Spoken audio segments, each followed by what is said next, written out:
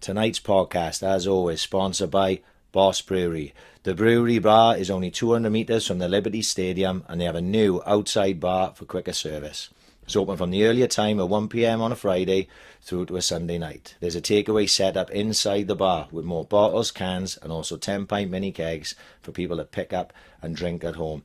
If you're looking to book a Christmas party, there's no better place than the brewery bar. Boss Brewery are offering free hire of the brewery bar over Christmas time, so get hold of them and get your dates in now. This Saturday, Swans Millwall, straight after the game, they've got the somethings there. It's going to be huge. It was absolutely bouncing the last time they were there. So after you've been to see the Swans beat Millwall up, then we can go and get yourselves back to the Boss Brewery bar and watch one of Swansea's legendary bands play the night away. Also, sponsored by the Bunkhouse Bar, now officially Swansea's #1 live music venue. Obviously, that's the AIC effect. We're going to take all credit for that. Tickets available for all gigs from www.bunkhousebar.co.uk, and you can get hold of them on all social media platforms. So follow them on Instagram, Facebook, Twitter. You can see what they've got coming up. They are officially now Swansea's #1 live music venue. And finally, JMW Heating and Plumbing Limited, domestic and commercial, gas, heating, plumbing and building maintenance, 24 hours a day, 7 days a week, emergency call out, covering the whole of South Wales and South West England. You can get them on an email, info@jmwheating.co.uk, and on the phone, 0330 100 5286. There's a 10% discount for NHS and military veterans and a 5% discount for Swansea City season ticket holders and Ambition is Critical podcast listeners. You get a free quotation, they're a safe contractor member and a backseat accredited installer. Whew, thank God I got through that. It took me about 12 goes. So here we go. Tonight, can't quite believe we're saying this. You know, a lot of people have been down from day one. They know how far we've come. Fair play to Paddy. Fair play to Donna Marie, his wife. They worked hard on getting Kev Johns here. It's been a very, very long time coming. You don't quite understand how long we've been waiting to get him on. Oh, I can't believe how nervous I am. It's mental. It's like when Trundle come on the first time. That's how I feel. So, this is episode 91 of the Ambition is Critical podcast with the legendary Kev Johns.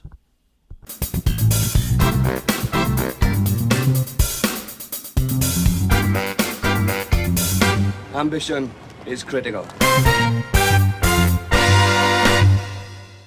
This is how we start, just like this, Kev. Yeah. You know what I mean? Is it? Just look like Tommy Cooper. Get it in, boy. This is one of the first times. Let's just set the scene now, right? Out of 91 people that have come before, we've never had our best China. Never. Right? You had a guard of honour, like the end of Titanic, when Rose and Jack are walking through and they've been killed. Right? There's no alcohol inside. No. I had vision. It's the first time we haven't bought a couple of bottles of Corona. I was worried that Kev was going to rock up with a slab of tenant super and 3.5. That was all I was when worried I about. parked them outside, I did think, I'm not a drinker, but only because I've always got the car. And I've always got beers in the fridge that people give you. And I thought, so I could have bought a few beers for the boys. And I thought, no, they wouldn't have liked anything like that. No. Apparently Few beers? No, we're not big fans. Can we just say, though, you went to the wrong house, though, didn't you? I did. I went to 30 houses down the door, down the road. And I don't know why, it was my right then. I looked at my diary, looked at my glasses, and I knocked at the door, and this woman came, and she went, I'm doing a face now. Face. And I said, the podcast. She went, no, she said, everyone's parties, us down the road. I can't see it. Everyone knows who does a podcast. They knew. And then she called her daughter, and then she said, I don't know what number it is, but tell you where it is. Like, I tell him exactly what Stacey's house. Yes, it was. Friend of your daughter, yeah. And she said, Compass Pant Street, like, you know. It's great. So I love the Swansea accent. Oh, mate, massive fan of it. Brilliant. We don't notice it until we goes abroad, and then everyone starts going, "Oh, did a pasty and all that." Somebody said to me that they said, "Oh, you're very Welsh, aren't you?" I said, "Well, I'm Welsh." Yeah. I'm a Welsh. All right, how's it going? Like, you know, no problem. It's a funny. I think it must be. Is it all accents? Do Geordies think they don't sound like Geordies? Swansea, like I'm taxi driver, Kev, right? So I'm all around Swansea all the time. I can tell different accents from different areas in Swansea. Spot on. You know what I mean? Yeah. So I saw from Swansea, if I'm from Mount Pleasant, and Paddy's from Warm Wen, and someone's from Blynham Ice, and you from Plasmalbury, yeah. right? We've all probably got different accents. Yeah, I agree, yeah. But do people from outside of Swansea just think we all sound exactly the same? Probably, is it? Must be. It's Isn't like it? the Thomas is Cardiff saying, sounds often like you us. can always spot somebody from Margam, because they go Magam. Because it's And you sort of, spot them straight away. Yeah, I bet. it's like yeah. an in-between Swans, Cardiff. Yeah. It's in the middle, isn't it? Because where did, like Cardiff is only 50 minutes up the road, and how did that? It's how no does that Strange even happen? accent, isn't it? It's so strange Yeah. compared to us. Yeah. It's like Liverpool. Liverpool is like totally different to, you know, I've lived there, and it's totally different to Manchester, and but Merseyside is like this really specific, unique accent. Cardiff's a bit like that. Yeah. Do you find Merseyside like Swansea?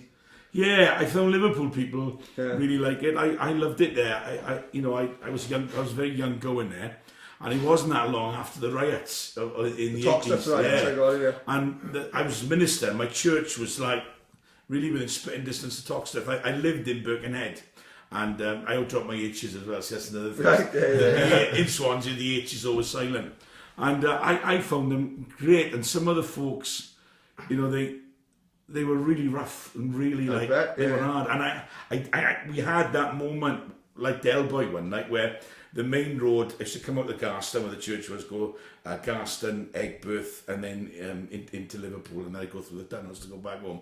And there was a kind of right, because they were like mini riots like for years afterwards, and the police guided us to another way, diverted us, and there was a fight. I turned on the car. There was a fight on the street. I was driving a minivan which was Unigate orange, because my cousin worked for Unigate as a sprayer, so he did it after hours, and I had a milk float horn on it, and I tooted the horn. They were fighting in the street, and they stopped fighting. They went, "Oh, it's Kev." They let me, because they knew I worked with drug addicts, so they trusted me. So even though they were like rogues themselves, they let us go past. They kind of fighting, and it was literally like a Del Boy moment, and it was unique. They were characters. The Welsh influence there is great anyway, because the people from North Wales. Yeah. But they don't. Whereas like sometimes Bristol people are not keen on the Welsh. Liverpool people, which are in a similar position border-wise to what Bristol is to South Wales, they're all right. They got people. Manchester people are totally different. Like I like Manchester as a city though, mate. Like you tend to go to London. London's too big for me. I can't handle London, you know what I mean? I like walking down the street, and like you said, you knocked 110 there. Oh, it's Paddy's house up the road. Imagine living in London and not knowing anyone for like 2 weeks, not saying hello to anyone. Whereas when you go to Manchester, I find it's got a big city mentality, but it's actually quite small. Yeah. And you can get around it in a day, without a train or tube, Yeah, my daughter lives in London, and she's lost her Welshness.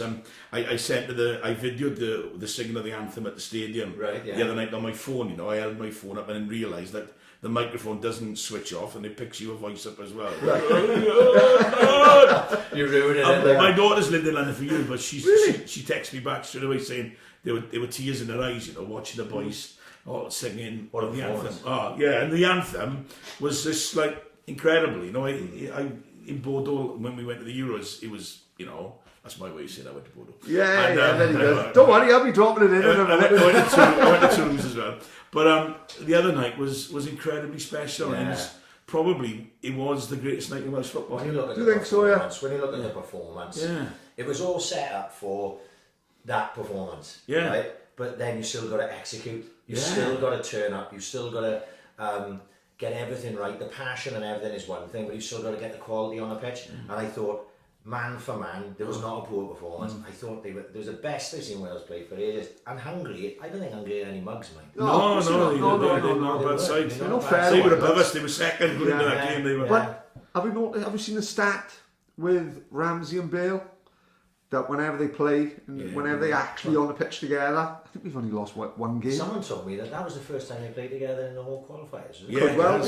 Someone told me that. And our boys, our ex-boys, were incredible. Ben Davis was outstanding. Really Connor Roberts was like amazing. All our ex-boys. Joe Allen was, oh my goodness, absolutely wasted at I Stoke. still love him back in his Swansea City shirt, and it's not always, some of the boys we've brought back over the years, it's not worked. but with Joe Allen. Joe Allen would be the equivalent of Leo Britton, I think. Yeah. I think personally, Joe Allen should be higher than he should be in it. He should be in Premier League. Him and his chickens. I think he's such a nice kid. I think he just he's the type of proper professional who'd see his contract out like he probably thought to himself when he stayed at Stoke, look, Stoke are going to push, this is last season, isn't it? We're going to push to go straight back. Spot on, do you see the signings in there? Do you know what, him and his wife still raise money for Llys Nini, the Irish Police Centre in Swansea. He still sends international shirts. His wife gives the international shirts at Llys Nini to be auctioned off or to be sold on eBay to raise money. So he's a good man. What was really good as well, I was listening to like the Radio Wales phone in on the way back from the game, and they were saying, look, and we've still got Joe Rodon to come back. Of course, they were talking about Joe as as a massive part of the Wales team, and that Wales were a little poorer without him. They said we've still got him to come back. Didn't give you that little sense of like I was watching it and we were 2-0 up. I'm looking on and I went, God, we produced him there. We produced him there. And Daniel James. Dan James was outstanding as well. Well, don't forget now, like the years gone by, like you said, that game Wednesday is the type of game we used to lose, like Romania. That's the type of game where we'd be going into the last game, we've beaten Germany, we've beaten Italy, but we lose the big one then. But like now, it just seems like, look, Dan James, when he's playing with Swans, you just say, his talent. But Dan James, Man United's best player this season. He is at the moment, So he's on one wing, Bale is on the other, Alan Ramsey's fucking tremendous. To be fair, come on. And playing well as well. Like, it was just my dad had been there to see him the night we lost the playoff to Russia, when we needed to win the game and he played one up front, and I'm not a football manager, but I know that was wrong. There's so many games, like you say, that we've come to the end of a great qualifying group, and then we've needed to win the last game, and we've lost it. We missed out. The only thing that I look and think, I love that. Imagine we had a rush on that sudden if we had, like I said, rush 100%. I haven't seen much of that Kiefer Moore apart from when he played against the Swansea. I thought he was outstanding. That's great for Wales. He's not going to score a lot of goals playing the way he played, because he played a lot with his back to goal and running the channels, but I thought he was outstanding. And the humour of the Welsh fans, the whole Wales golf. He's had a bit of stick today. Massive stick. There's a guy on TalkSport, producer Joe, why he's getting involved, why he's on the mic, I don't know, he's a producer. He hates the Welsh because he was saying the other day, the official station of the English Football Association. So he was saying, I wouldn't cheer other home nations. Alright, fair enough.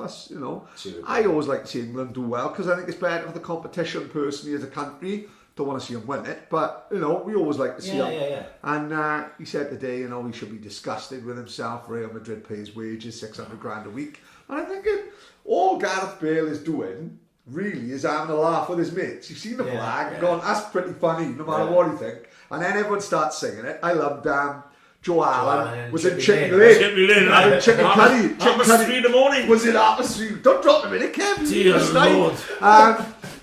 In Chitley Alley having chicken curry off the board. I hope he, God rest his chickens. He didn't have one of his own. I'd have medical test straight away.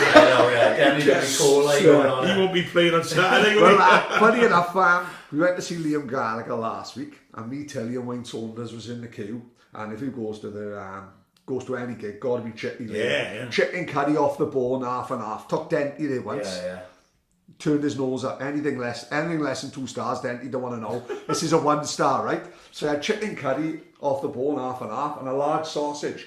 And my large sausage dropped on the fucking floor. Until you went 5-second rule, Dad. And I picked it up. But then, as I was getting back up, that 1 star nearly hit me in the head. And I thought, if the fucking behind the counter's 1 star, what's the coming for? I chucked the sausage bin a bit, I didn't want to know, so that for a laugh. I always have a sausage batter, because if you drop it on the floor then, all you got to do is rip the batter off, isn't it? That's a great show. That's that's why I'm here tonight. It's extra protection for your sausage. Exactly. I would never have known that. I like that kit. That new Wales kit is lovely. It's nice, isn't it? Really, really, really nice. It's like, I love Adidas kits. I wish we could have Adidas kit back. I know we follow Joe McKay. I'm only wearing it. But this is what Trundle will look like in 20 years. I'll say that, he's very good. Is it good? This was like 20 years ago. But Thank you for coming, Kev. Ah, pleasure, boys, pleasure. Because obviously this has been a long time coming, and it trying to organise it, and we're always trying to. We did speak last year. If I'd have known that there were those biscuits there with the chocolate hanging over the side, I would have been your option. We don't get this type of No. thing. I'm not going to get a bottle of water half the time. You know what I mean? But when I wish people could see it like this. it's Like, just a bit. I took a there's a photo of it. I really, did take a photo there's a of it. really, look at the teapot and everything, like, you know. I honestly got a boggle in my mind. I was expecting be our guest. Yeah. Come in through the speakers, like, you know. Two Plasma boy. Plasma boy, yeah, I didn't Essex know that, Terrace. as you said the other day. Yeah. Went to Plasma School, Harvard Junior Comprehensive, the one I burnt down. But I had left, and I went to Dunella. How did you go from Plasma to Dineva though? That was the school. They hadn't built Pentre Harvard. I missed Pentre Harvard by 1 year. Right. So technically, year 7, what is now year 7 and 8, it was first year and second year, my day. That would be what Pentre Harvard is today. That was on Alder Street, that linked onto the junior school. And it was great because my dad's family from Harvard, so my grandparents lived in the Harvard. And then I went to Dunella then and loved it. I'm not going to go down as their most academically qualified people, mind, but I loved the school, you know. Yeah. So was you into like drama and all that from early ages? Yeah, my plan was to go to drama school after school. There'd never been any other plan or anything in my life. That's all I ever wanted to do. I never wanted to be a footballer. I knew what my limitations were as a player. I never wanted to be a fireman or a policeman or I just wanted to be an actor and a performer. And then just months before that was going to happen, I don't know what happened, but I decided to go to theological college to train for the church. Everybody was stunned. God was quite shocked, to be honest with you. Because quite a stir that day. And that's what I did. I went for 2 years, but left after a year. So where did you go? I went to a place called Northwood, which is just 4 steps down from Wembley Stadium on the Metropolitan line. In fact, the last time I saw Hungary, I was supporting them because they were playing England. And my first Wales away game was 1981 at Wembley. And then I left after a year because I had this real struggle. I still wanted to be a performer. And there I was in London, all my mates in the colleges I want to be. So I took a year off, went on tour, and then decided then, no, let's get it right. I went back to theological college. I went to a different college, same course, and then I was a minister in Liverpool, North Wales, and I came back down here, did some work in Ammerford, but then I was touring, going around, kind of setting up youth groups for my denomination, and then I slipped back into performing. Explain to me, because I can't claim to be the most religious. So what church would you be with? What was it? Because obviously there's different. I used to go, you know, the one on the red brick one on Devati Street, City Temple, used to be that was my church. So I was a minister with Elim. It's like a Pentecostals, like Baptist, but we like to make a bit of noise, like, you know. And but so that was the denomination I grew up in. Oh, so so that's all the singing and the we like that's right up the street. We like a clap. What? Yeah. How do you decide that though? Do you have like a mess, like to do like? I had some sort of, you know, people would say it was a call. I just sensed it. I remember I was walking down Britannia Hill in Plasmal, going to the 100th exhibition of Plasmal as a primary school, going down to see, because my auntie at the time was head of the school, so she threatened me if I didn't go, I'd be in trouble. And I went to see my local, not my minister, but a local church minister, chaplain minister, who I knew well, and I talked it through with him, and he said, no, I think you should do it, you know. And I'm glad I did. I'm really glad I did. I made a lot of great friends there, and I learned a lot about life. And I like to still think that I've got the compassion and the passion for people. And I've done, you know, I still do funeral services. I've done 40 this year, you know. Well, you did. A mate of mine from work, I think it was last year, was Dennis Benjamin. I don't know if you would remember. Obviously, you probably do a lot. And me and Dennis were mates for years in work. We started pretty much the same time. We were friends. Obviously, he was old enough to be my dad, like, you know, but we were just good pals, like. And he died, you know, sadly, like, I was gutted. And then I remember coming to the funeral service in the Creme, you know, obviously, and I didn't know you did the service, and I'm not blowing smoke up your ass now just because I was like blown away by it, because it had it all. It's like, if you didn't know Dennis, maybe you did, maybe you didn't, but it seemed like you knew everything about him. That's a skill within itself. I totally agree. I obviously, we've been, you know, you're going to go to funerals in your life, and I've been there, and you can tell that they're just going through the motions, maybe, you know what I mean?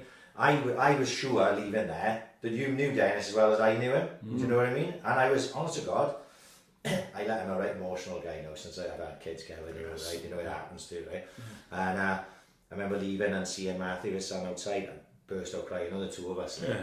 And that, I think, it came from all that service. You know, it was just an amazing experience. You know? Yeah. Well, do you understand again, what I'm trying to say? we're not just trying to say it's because of you, but I can totally relate to what you're saying.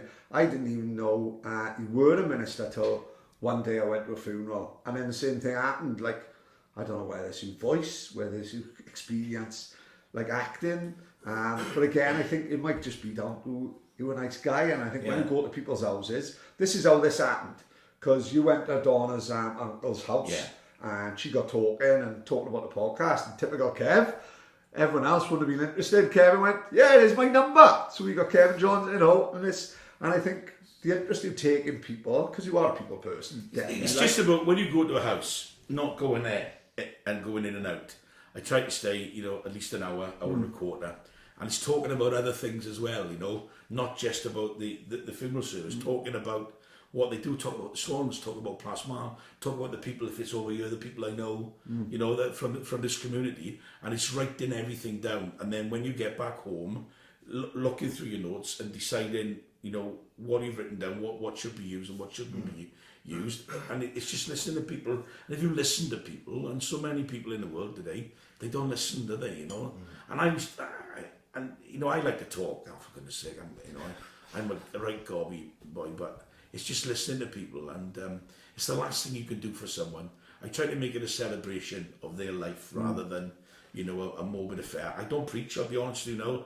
I never preach a sermon. I do a Bible reading, I do a prayer. It's up to the family whether they have hymns or not. I did one today, and they had one hymn, and Judy Garland singing "Have Yourself a Merry Little Christmas," because the lady who died loved Christmas, right? And so that why not, Yeah, of course. And it's just about talking about the person. And trying, if they were a character, telling those stories, and can't always do that, and sometimes it's such a tragic death. Everybody's like totally bereft. The person is young, or it could be a baby, and you can't do it that style. Of course, but I just say I'm 41. I got one more to do before Panto. It's a bizarre life. I was going to say that, right? You must be an incredibly busy man. What's your average day?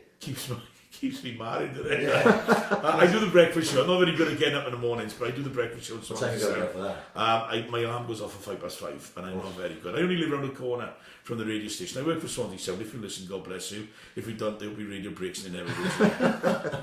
And I do that, and then sometimes there's a meeting, sometimes there's something to do with the radio station, and then I just fill in the day as best as I can.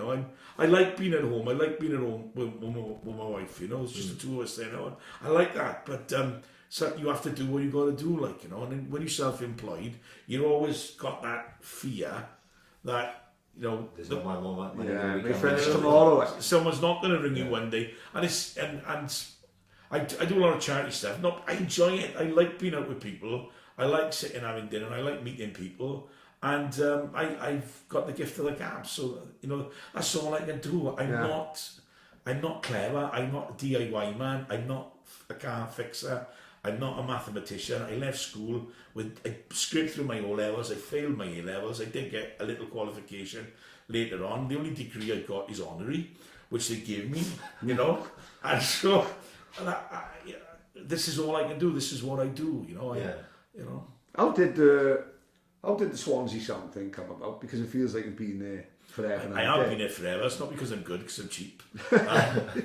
I was just there doing one show. I'd done some stuff at Radio Wales, and I was just doing cover at Radio Wales, and they rang you when they wanted you, And they hadn't rung for a while. I thought, I kind of like doing radio. I miss it. So I met a guy who was at the time the program controller, and we started doing one show, and then one show became two shows. Then he called me in one day and he said, "Do you fancy doing the mid-morning show?" He said, we were having a change. It's between you and Andy Miles, who they call Badger now. So I did the show for a fortnight, then he did it for a week, and I got the show. And I've been there ever since.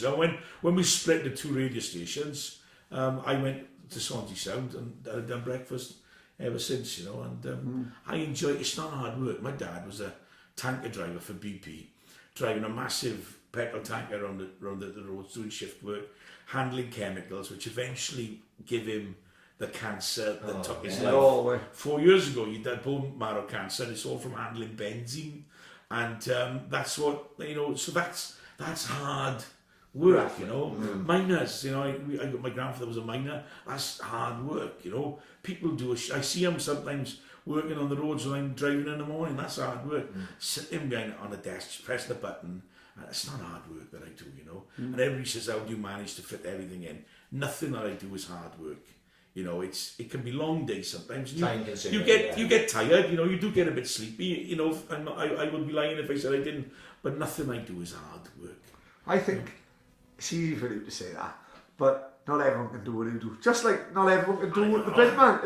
Not everyone can stand up on a stage. You know what I mean? So to it, it comes easy. But it's all I've done. What I've done. I've never done anything except talk for a living.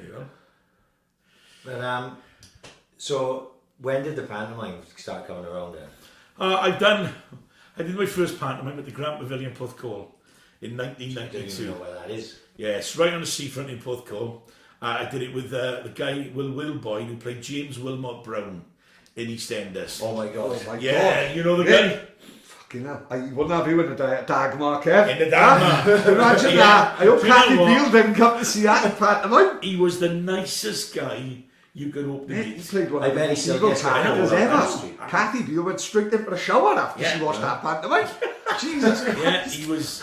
That was my first pantomime with James Wilmot Brown. He was huge at this time. Oh, he was massive. He was massive. We were doing serious acting before the pantomime. No, I was just doing kind of comedy stuff and variety stuff. And then the director of that panto, he said, you should play Bottom in Midsummer Night's Dream. And it took me years before I played Bottom in Midsummer Night's Dream, but I did get to do it eventually. And then my first serious crack, it all came at once. I did the play Toshak on Me, which was about the Swans when we won the season leading up to Wembley. Was that Mark Preston? No, it was a guy called Peter Reid wrote it. It was originally called Dixie on Me. He wrote it about Dixie McNeil at Wrexham, and then he changed it to Toshak on Me. And then I did a Malport musical with the National Theatre Company of Wales, or the Wales Theatre Company. And then I started doing Under Milkwood and Shakespearean plays and stuff like that. All I do is comedy, I never get. I've played a murderer once, worse than James Wilmot Brown. But would you ever fancy yourself as a serious role or something? Because I seen I think it happens with a lot of comedians. I'd love it. John Bishop, he's been doing a bit of acting. I think now, if that was going to happen, it would have happened by now. And I came into everything a bit late in my life, and I'm not gutted or bitter or chasing dreams. You still have hopes and dreams and ambitions, but I'm quite happy with if I took a massive tour in this great in a great play, I'd miss the Swans. Of course you would. And the only thing I'm willing to miss a couple of games for is the panto. Yeah, I can see why. It is like a staple. I'm not sure when. If you haven't got kids, maybe you want no care. I don't think it will become as important in people's lives until you have children. And then all of a sudden, when you have kids, care you everywhere. It's like all of a sudden it turns into a different thing. You go from no one as introducing the Swans, which I think the Wembley thing changed that slightly, made it bigger than ever. We'll get on to that later. But when you have kids and you go to the pantomime and you go to the school and you go to the parades, you become a Swan, you realise what a staple of Swansea I think you are. The pantomime to me. Yeah. I tell you what, if I wasn't such a scruffy bastard from one way, I could have been in London College and that. Because I played one of the brothers in Blood Brothers in the 5th year. Mate, I had C's and everything. What school was that? Bishop Vaughan. Oh, good school. Mrs. Bradshaw. I would have had an A, I had a B, but what happened was a toilet outside the room. And I had a shit one day, and Mrs. Bradshaw came out and said, "What the hell is that smell?" And I woke up the toilet, and all of a sudden they went from A+ to B-. I was devastated, right? Blood Brothers. Brilliant. Never forget it. This is why I love the pantomime. I think we'll go till he's 20, 25. Yeah. Simply because there's nothing says Christmas more. And I loves a play. I've been to see Blood Brother. I'm dying to take and see Lion King and all that. Till he loves a show. And I think like I said, a lot of that is what you do for Swansea, because people go, let's be honest, I've seen one of the Osmonds there, loads of people from East Enders. Kev, who fucking pisses on them all, son? You know what I mean? Let's be honest, who better than all of them? When we played at the Vetch, even though with Dame, you've got a little bit of makeup on, I would be able to catch the last 30 minutes of the game. So I didn't always quite get off as much makeup as I want, and I'd leg it across Westway, and the boys would let me in, and I'd catch the last 30 minutes. And I was doing banter with Jeff. Remember Jeffrey from Rainbow? Oh yes. Big Stockport County supporter. No Jeff. way, Yeah. And we used to come with me, and we came for about, it was a season we caught about 2 or 3 games. We legged it over Cinderella. It was Cinderella's quite a short banter, and we legged it across the road. Not all my makeup was washed off. My dad would see me coming and he'd think, oh no, you might only wash it. 5 more minutes on your face. And we would catch the last 30 minutes. Old man was just gutted he didn't get to be bungo. I just got visions of Kev standing. Remember we always used to stand outside Dixon's by the quadrant, getting the football results. Kev dressed as Widow Twanky with Ron, Jane and Freddie watching the football results come in outside Dixon's. He was a big Stockport County fan. Really? And even though he was English, he never supported England, he supported Scotland because his mother was Scottish. Yeah, he didn't like England. Never. Bizarre, God rest his soul. Really? Yeah. Is he dead now? He's dead now, yeah. Really? Yeah. He'd have been a celebrity by now, by the way. Yeah, 100%. Had someone like that. Tell us, like, don't go back to that either. No, Sutty and Sweep. Sweep is on an advert now for something, some house insurance. Right. Remember that little quiet one, Sweep? Yeah. He was a little bastard, him, Sweep. Oh, he was cheeky little one. Yeah. Sutty was a moot, wasn't he? Yeah. How he pulled that Sue Bird, because she was lovely. How Sutty pulled it. I don't know, he couldn't speak. But Sweep was a horrible little bugger. I think a little secret is what now, right? Go on. You'd be jealous. Don't partner with Sutty. Okay, is there anyone on that? man. No partner with Sutty. Really? Never spoke a word, never spoke to anybody. He was a right funny guy. He was an odd guy. Never spoke a word to anyone. Funny guy. He never had an end of run present off me, I can tell you now. Miserable thing.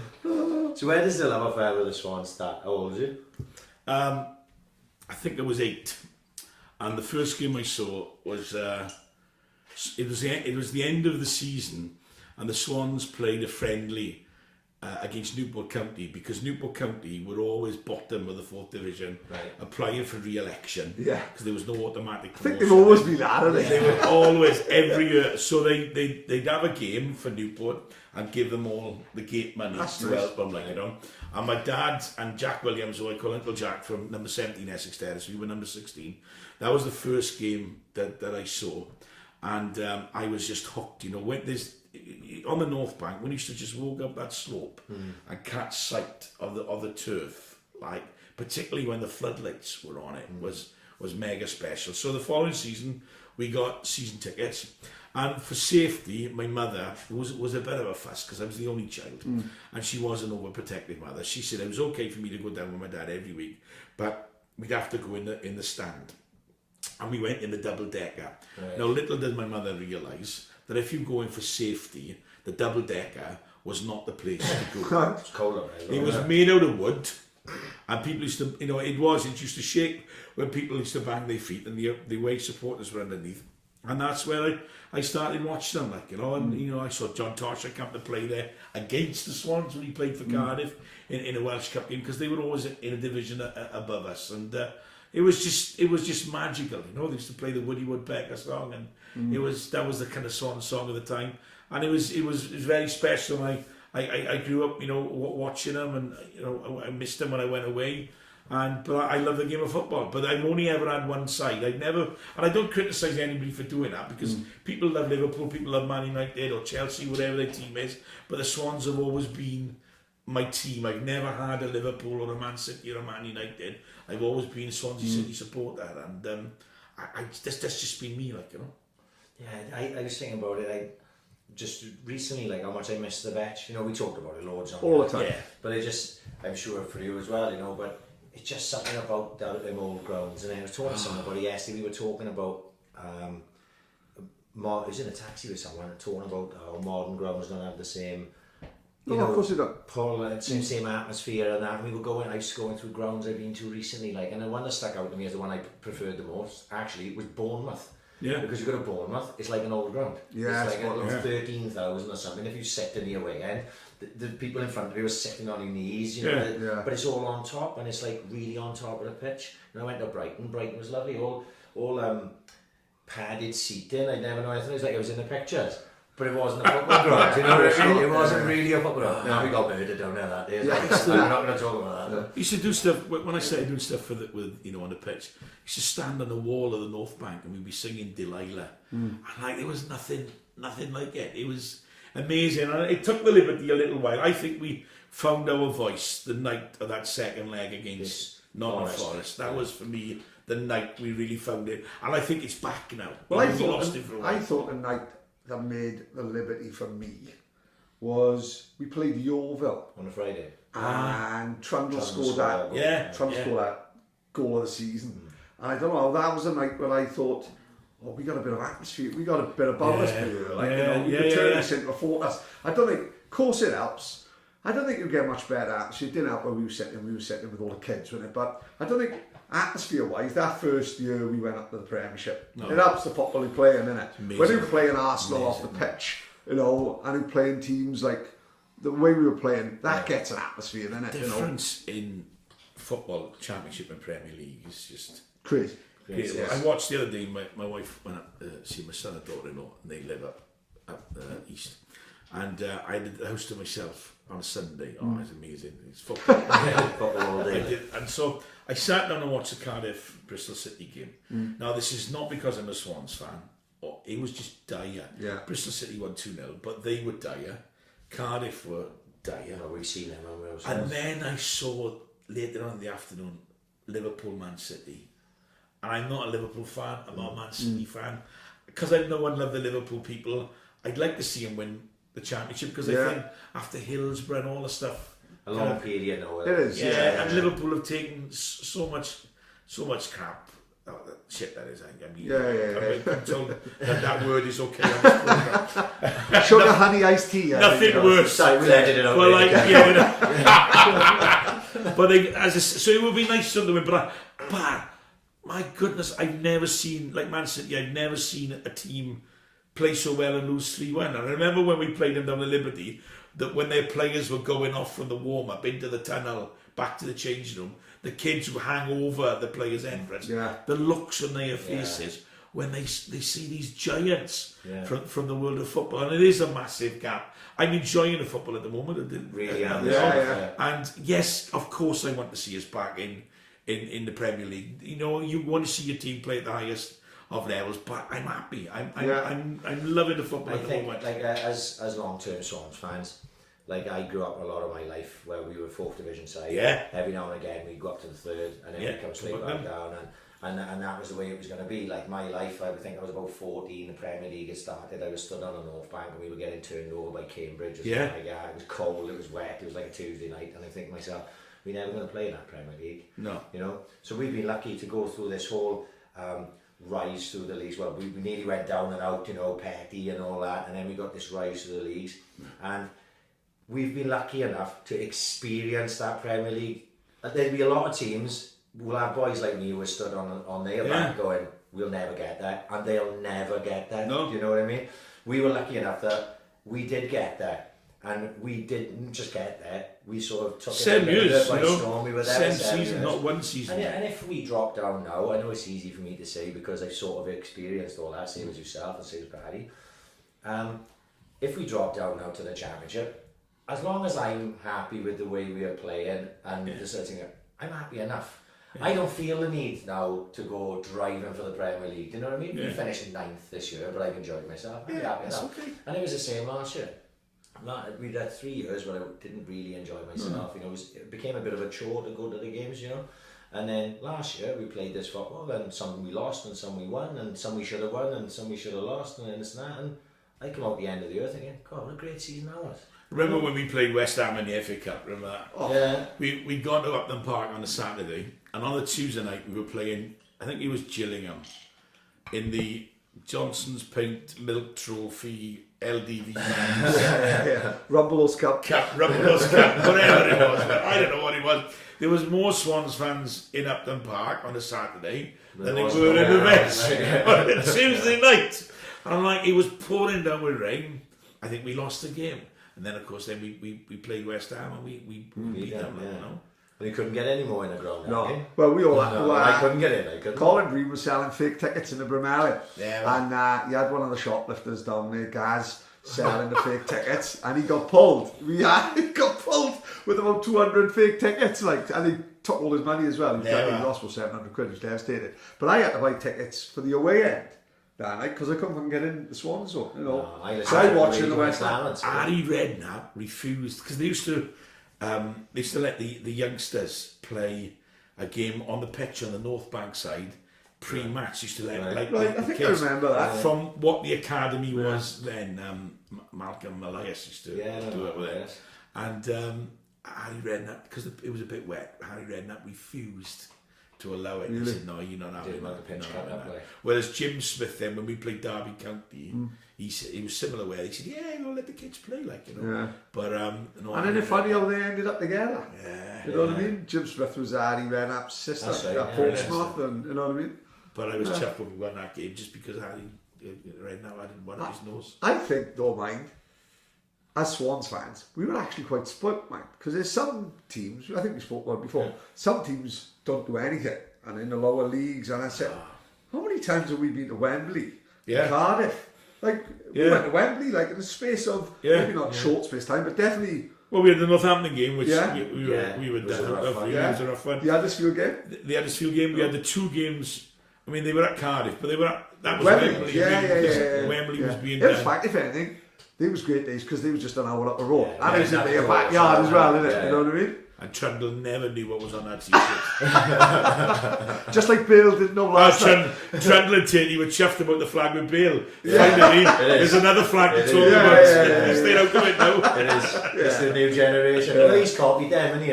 He's copied our boys. I said that. You know what he's like. His ego be out of control. But we've been very, very lucky, and obviously yourself being involved in the club. How did that come about originally? I was a supporter. I used to go in every week and watch a game, and I was working with a company that was doing League Cup promotion. So whoever was running the League Cup, I would do events across the country. So it was the Coca-Cola Cup. So I had 2 years working on the Coca-Cola Cup, and then it became the Worthington Cup, and we'd had a competition called the Worthington Fives, and the final of the Worthington Fives was always played at half time at the Worthington Cup final at Wembley. And the Worthington Fives was a great event to work on because it meant that I worked with fans of every single football club in the country, and then you realise everybody's the same. They may be rivals, but they're the same as us. And there was a wonderful, I go off on tangents, so let me go for the tangent. There was a time where Kidderminster were the newest team in the Football League, and they were drawn, because we do a proper draw, they were drawn against Manchester United in the Worthington Fives. Man United turned up in all kits, which they'd obviously been given by the club shop. Man U TV had a little scaffolding gallery there filming. Kidderminster were wearing every single... They were all in Kidderminster shirts, but not just on the same season. Every single season, but it was literally Bermuda shorts and ankle socks.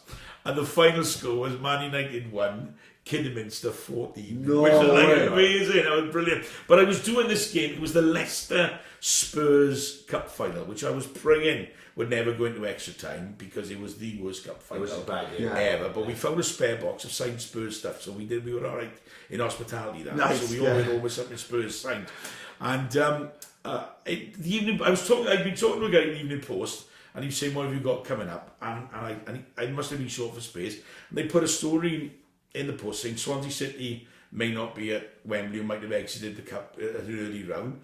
But the City will have some representation. Kev Johns will be doing the half-time entertainment at Leicester, the Leicester Spurs game. And I had a phone call in from the club saying, "You're doing half-time at Wembley?" And they said, "Yeah, why don't you do that for us?" I said, "You never asked me." Of course not.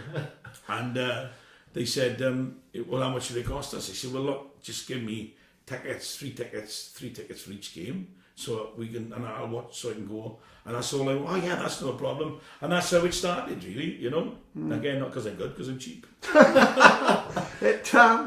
Isn't it funny? I don't know whether other cities have got like someone everyone recognises, but other clubs you go to, you don't pay any attention to the announcer.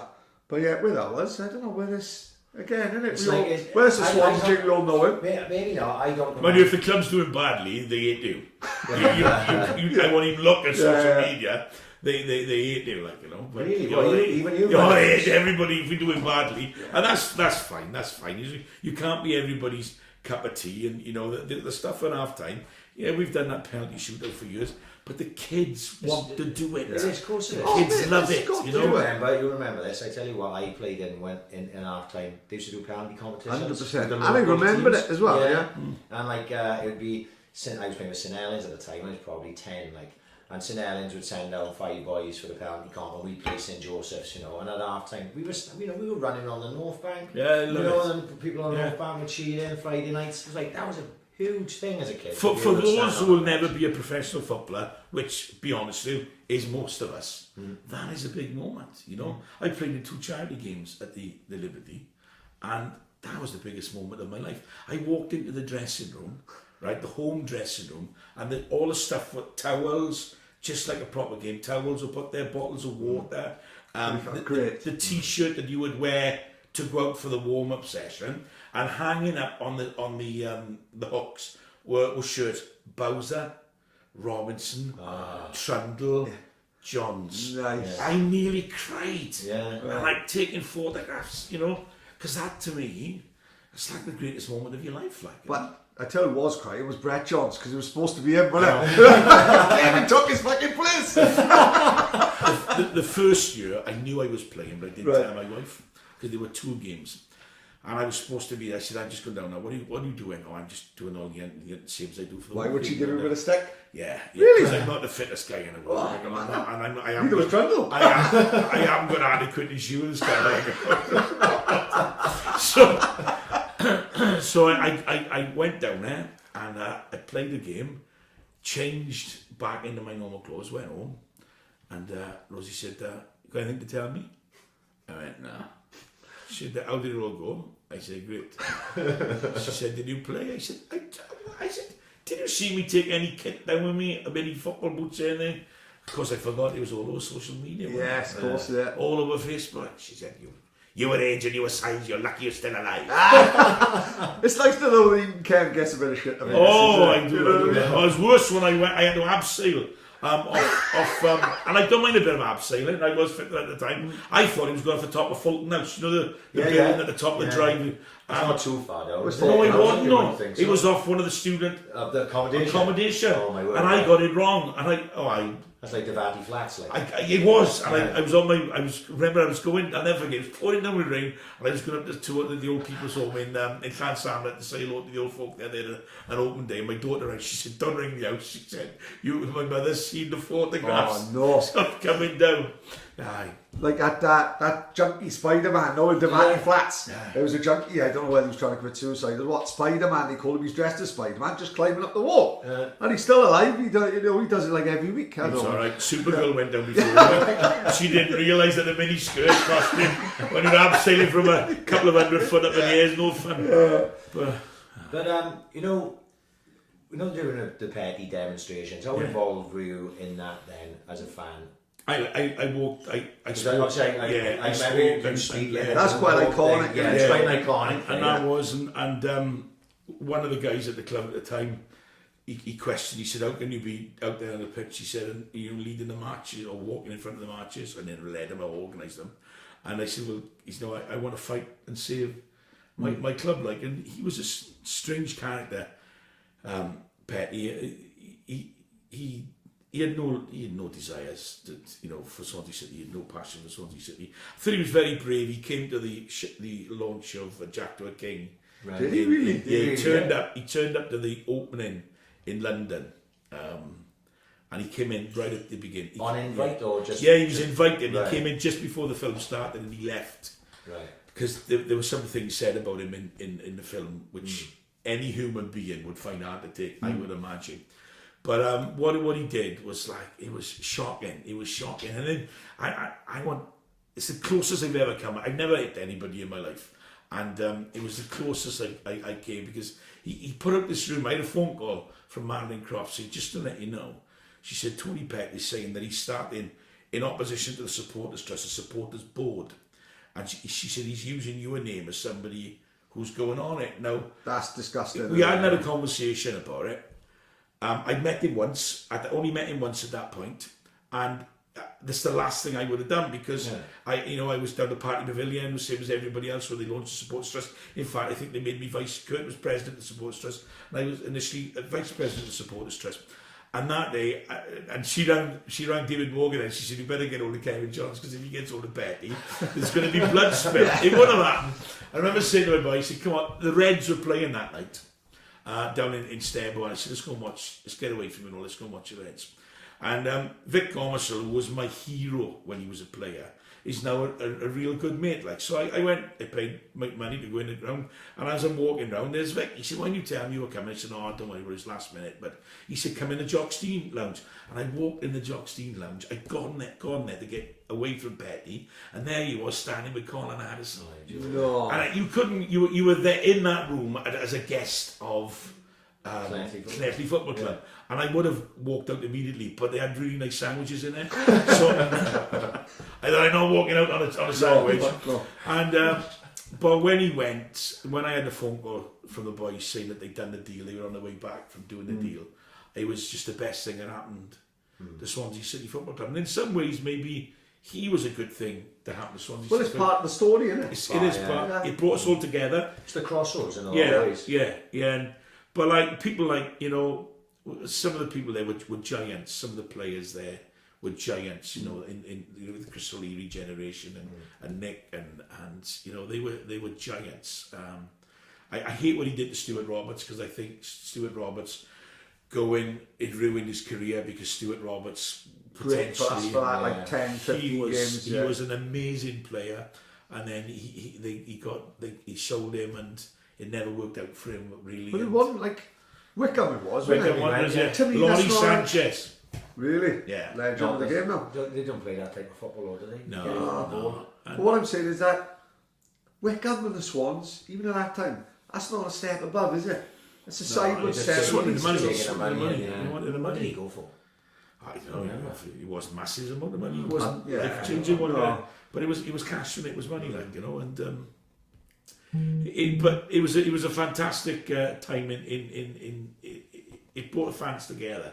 That night, the first of the matches, where we playing Orient, and Orient boys came and marched with us, which is why there's always great respect now. Right, I see. When we were playing them, in the years that followed that, we respected them and loved Orient at the Liberty as well, because the boys remembered that they marched with us and stood with us. Because they've had their troubles as well, haven't they? Yeah. And they're just a local London side. How difficult is it for them? Like, they're up against West Ham and all these big London clubs, and they just, it's a local football team. Well, that's what Barry Earn's argument was, wasn't it?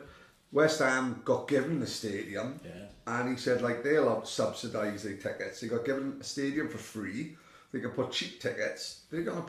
Why are people going to come to Orient when they can go across the road and watch for less? He said you've got to kill it. I seen an interview with Eddie Earn, and he was talking about when they had hold of Orient. They said they were just hemorrhaging money. Just every year, it was just their passion was Leyton Orient, and they were prepared, because they were making money through the darts and through the boxing. They were prepared to swallow a lot of it. But it just became, in the end, when you got offered, because they got offered by a foreign investor, and it didn't work out. They got offered money in, they were like, well, do we need this headache really? They give the club up, and then that's when they proper went downhill then, It's still, from Swansea, there are buses going every week to Arsenal, to Manchester United. I know they like it. To Liverpool. When we lived in Colwyn Bay, I used to go and watch Colwyn Bay in the North West Counties League, playing teams like Blackpool Mechanics. But it was the local football side, and I went to watch each school and watch local football. It's a game of football, and Paddy goes to Saints every week. It was great fun, and I think it's football. Well, where I go is even lower than that, but I think it's football at its most natural, isn't it? Yeah. When you're playing with your mates and you're watching boys you go back to the pub with, I think, let's be honest, Saints have come before the Swans to me. But It's football, isn't it? St Joseph's. Yeah, you know, it's... Never forgive St Joseph's for beating Plasmal 4-1 in the cup in 1971. Never forgive them for that. Had a good side then. Saints had a good side. I was chuffed when Llanelli, Ammerford went to Llanelli. I know Ammerford have got Trundle and Robin playing from now, but I think there were 800 people watching the game because it's really a real struggle for the Reds because they're in the same town as the Scarlets, you know, and so many Llanelli people go to the rugby. Come first on it. That comes first down there. And it's a lovely little set. I've not been there for years. Great stadium. It's great stadium. Great ground. Eddie used to be groundsman. Of course he did. Eddie's the groundsman there. Like, good. So, like, randomly enough, I seen a cracking photo the other day of Cyril Swan with him kicking.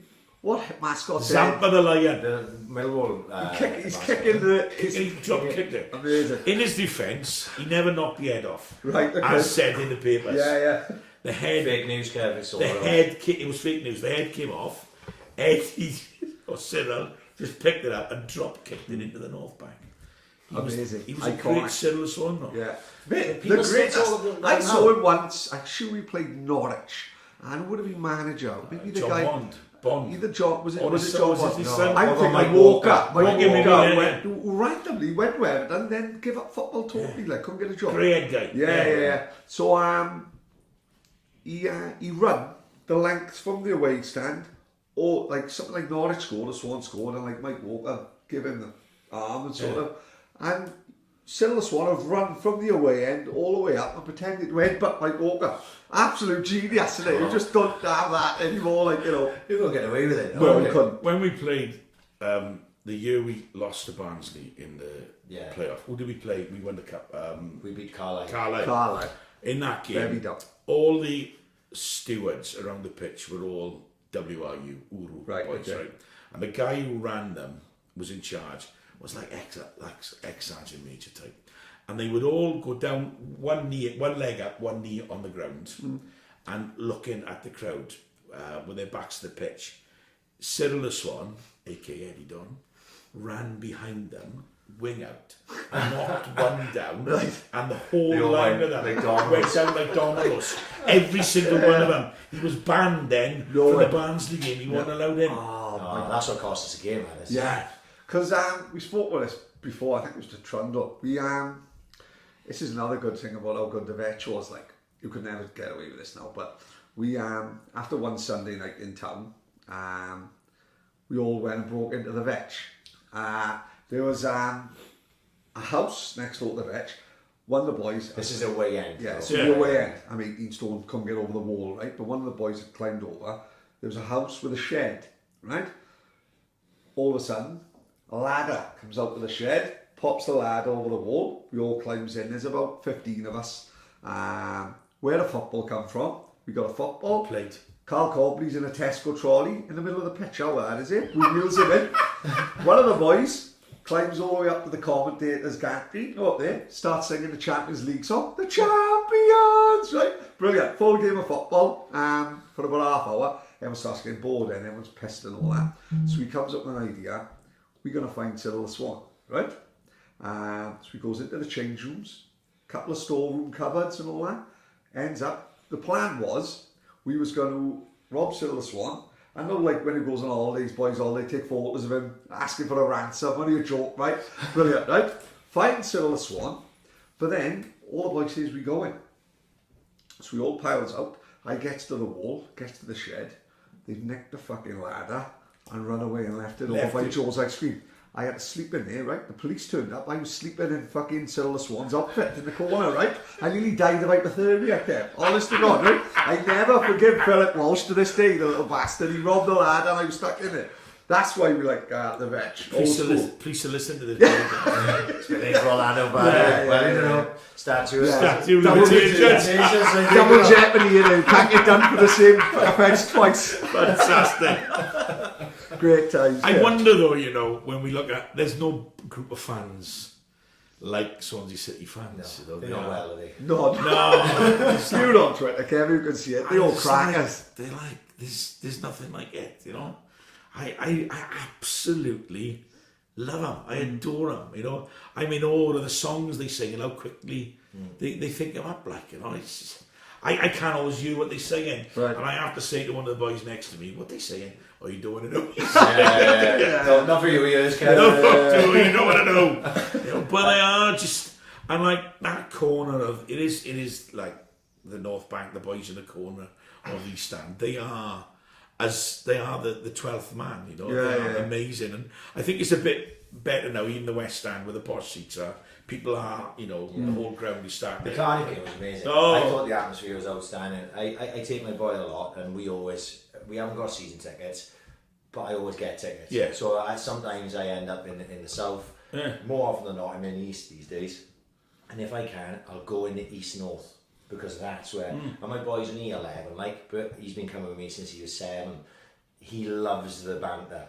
You know what I mean? He wants to go as close to the away fans as he can go. Yeah. Because that's where the best atmosphere is in that corner. Like, but actually for the Cardiff game, we were in the opposite. We were in the south-east. We were in the east, but in the south then. Yeah. Didn't matter. It was brilliant. It was absolutely brilliant. I couldn't believe, we talked about this year, how quiet they were.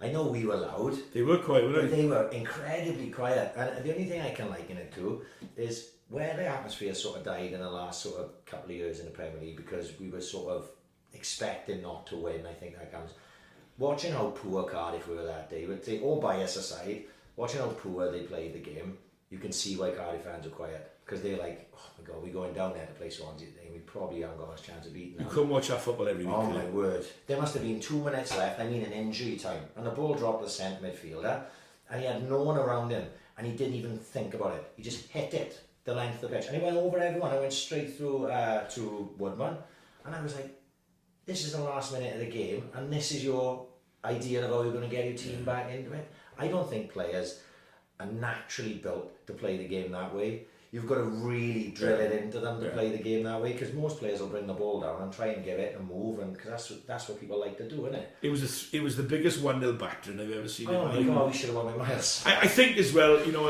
I talked with Trunz about it. There were a couple of moments where we could have scored more if somebody had passed. Yeah. Maybe some would say, well, it's a little selfish, but I get that. If you're a footballer, you want to be the guy, who scores the goal, that cements the win against. You want to be that hero. We still talk I get Jimmy Gilligan now. Yeah. Jimmy Gilligan still gets talked about now. You know, that's right, Marvin Emnes. Marvin Emnes will be in folklore because he scored at Ninian Park. You know what I mean? Just a winning goal at Ninian Park, Marvin Emnes. Gorka Pintado, we scored in the 2-2 draw. Jody Gomez, the free kick.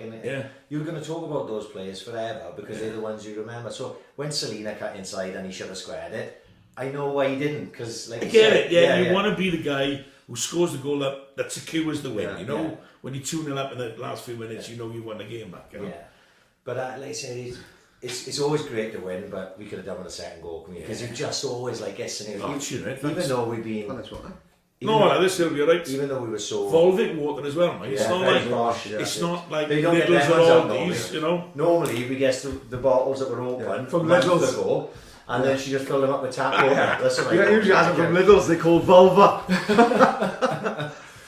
But over the years, you must have built some relationships with players, managers, and that. Who've been your favourites over the years? I love Trundle. I love Leon. You know, I miss that side a little bit. You know, Monks, Christian O'Leary, that Roberto. I'm chasing Christian O'Leary all the time. They were amazing people. I remember one night being on High Street, on Wine Street, doing a thing for the police, you know, the One Punch campaign. And through the radio station, we were there, and it was really, really cold. And the pub across the road, is it Murphy's now or something there? It wasn't called Murphy's then, or whatever it was called. The landlady came over and said, tell everybody if they want coffees, if they're cold, we do them in there. So I nipped in for a warm, and Leon, Gary Monks, and Tate were in there doing karaoke. Yeah, that's so and I went in there, and then the girl Robin Lee, who was looking after us in the radio station, needed me to do something, and the boys won't let me go. Like, oh, leave him here. He's cold out there. Like, leave him here.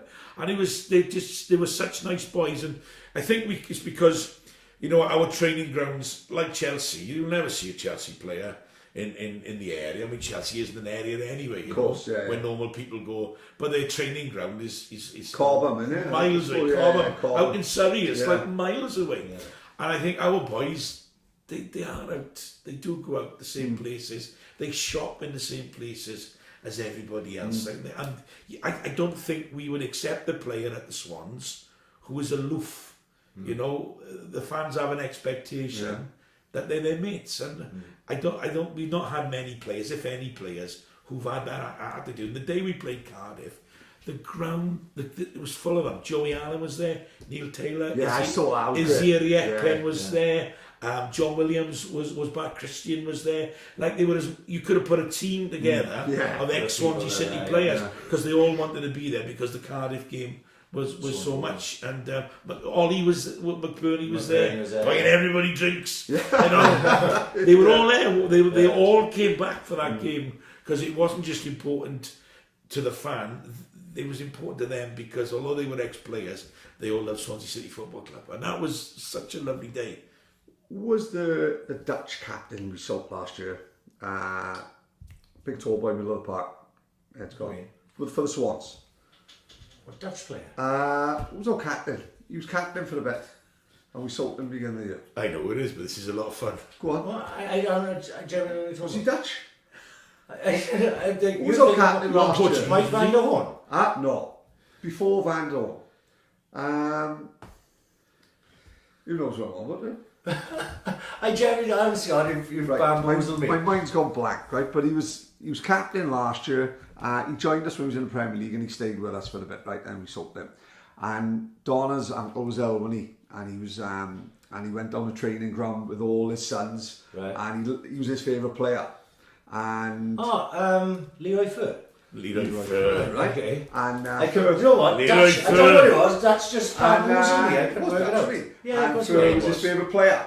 And so he come down. He was in his wheelchair. He met Fur. Fur spent the afternoon with him, and I think it might be a day or two later he passed away. And Fur put on his Instagram, devastated to hear that a Swansea fan I met 2 days ago passed away. I put a photo of himself up with Don's Uncle Kevin, who did the funeral, funny enough.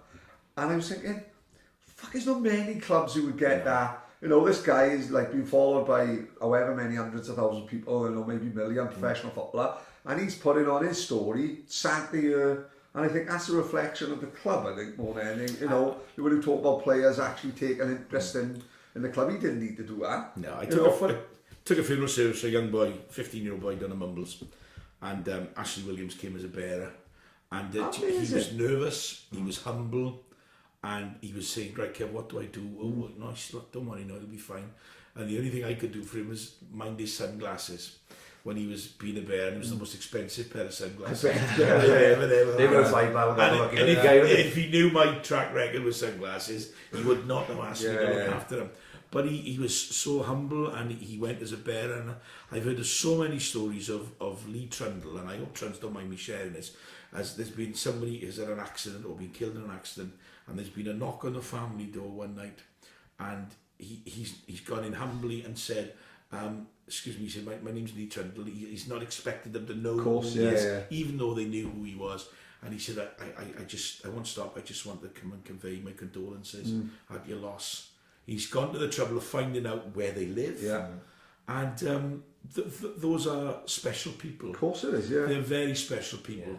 You've only got to look at this podcast if you just take it as it is. Because there's not many places in the country where a couple of dibs like me and him, taxi driver and a postman, would be able to get the people on the podcast that we've managed to get on over time. But I think it's Swansea, you know what I mean? Like you sitting here tonight, Trundle coming, Leon Britton, Enzo, Brett Johns, they all, when they couldn't wait to come on, you know, and things like that. I think Swansea's a special place, not just Swansea City Football Club, which I think is a special place as well, but I think Swansea in general. Yeah. Trundle came in, and he's Swansea now. Leon Britton is Swansea now, do you know what I mean? Solid. So they understand the mentality of the people, so that's why they would come and do this podcast, you know what I mean? That's why they would be involved, you know, they go drinking in the pubs with the boys, they go singing on the karaoke. I'm thinking of that song, Kurt and Brett's out on the stag doing Benidorm, you know what I mean? Where else would you get that, like, you know? There's a photograph of me and Mal Pope at the heist singing exactly the same song. There's a YouTube thing of it as well. Oh dear. The worst thing is though, Kurt and Brits was fucking better than them too. They were. Kurt's not a bad singer. Kurt, I tell you. He's all Is right. it anything that man can't do? I haven't heard Trundle. Trundle does a better fucking Lionel Richie than Lionel Richie. Trundle is fucking brilliant. As a fan, as a supporter of the club, I love the chairman, Trevor Birch. I think he's Right, yeah. We've been big fans of him. He's honest man, he's straight. And I discovered the other day he was the last player ever to be signed for Liverpool by Bill Shankly. Wow. He was Bill Shankly's last sign. I don't think he ever played in the first team, but Bill Shankly signed him, and he was the last signing he made for Liverpool. And I as chairman, I think he's incredible, and he goes to everything, and he's honest and open.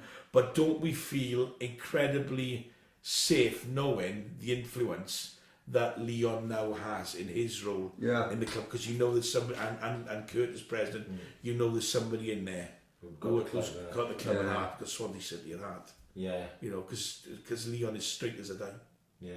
And I think like there's so much there was so much like between the old board going and the new board coming in, and there's so much like nobody really knows what's happening. You know.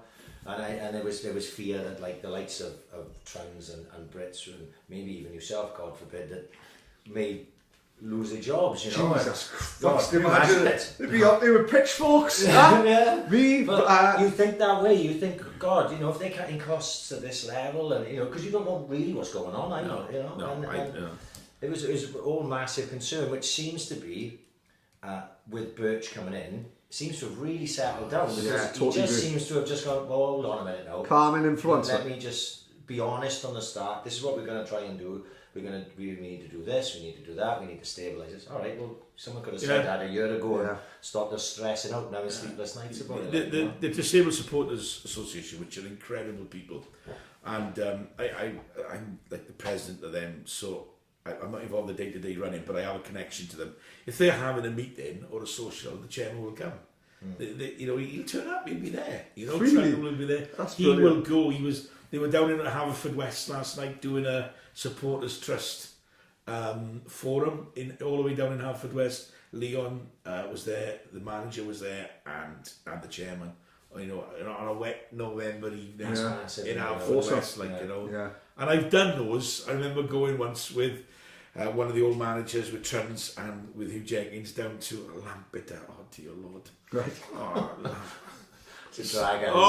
Which do you know what? There's two ways to Lampeter, and if you go route 1, you wish you'd gone route 2, and if you go on route 2, you think, oh, why didn't I go route 1? There's no easy way of getting there. But you know, the Pembrokeshire and West Wales Jacks, they have every much as right to have a meeting and to meet, you know, and. But they went down there, you know, cold, wet. Was it Thursday night, Wednesday evening in November? Down they went and they did it. They did the forum. Fantastic, you know. Yeah, it's important, isn't it? You know. Yeah. You know, I wonder, like, say, is this just Swansea City, or are they doing this? You know, is the chairman, is the Cardiff City chairman doing the same thing? I couldn't see it. No, I can't. I like to think that there are other clubs in the country, there are clubs who've got a similar setup to us and who are part of the community like us, but not all clubs. And, you know, I feel sorry for... I have friends who are genuine Cardiff City fans. They live in the city and say, you know, we support our team, and there's no reason why they should support any other team. If they live in Cardiff, then... Yeah, but they are so disappointed, you know. And the 2 seasons they've been in the Premier, you have to admit, when we were in the Premier, they were tough times, but we enjoyed it, didn't we? Loved it. All, particularly the first 3 seasons. The first season they were there, and they beat Man City that year, but they never enjoyed one single moment. They went up in the red kit. In the red kit. Straight away. It was ruined. Like, it was ruined from... Yeah. There was even a point, they didn't seem to enjoy it. Like, we talked about this in the podcast. I was watching, they were playing a game, and you know, they were doing that. They were trying to get everyone to not wear their red kits and wear the blue was the away kit. And I can't remember what it was on, but I watched it, and they were doing a little demonstration. They probably didn't even have 100 people there, and they were all saying no, and they were giving people grief as they were past. It was arguing amongst themselves. And even me now, and I'm staunch anti-Cardiff, I've been for years, I'm looking at it going, do you know what? I feel a bit sorry for them, but Yeah. because some, maybe it's just my age and I'm getting a bit more mature, but I was looking at it going, God, there's real fans in there.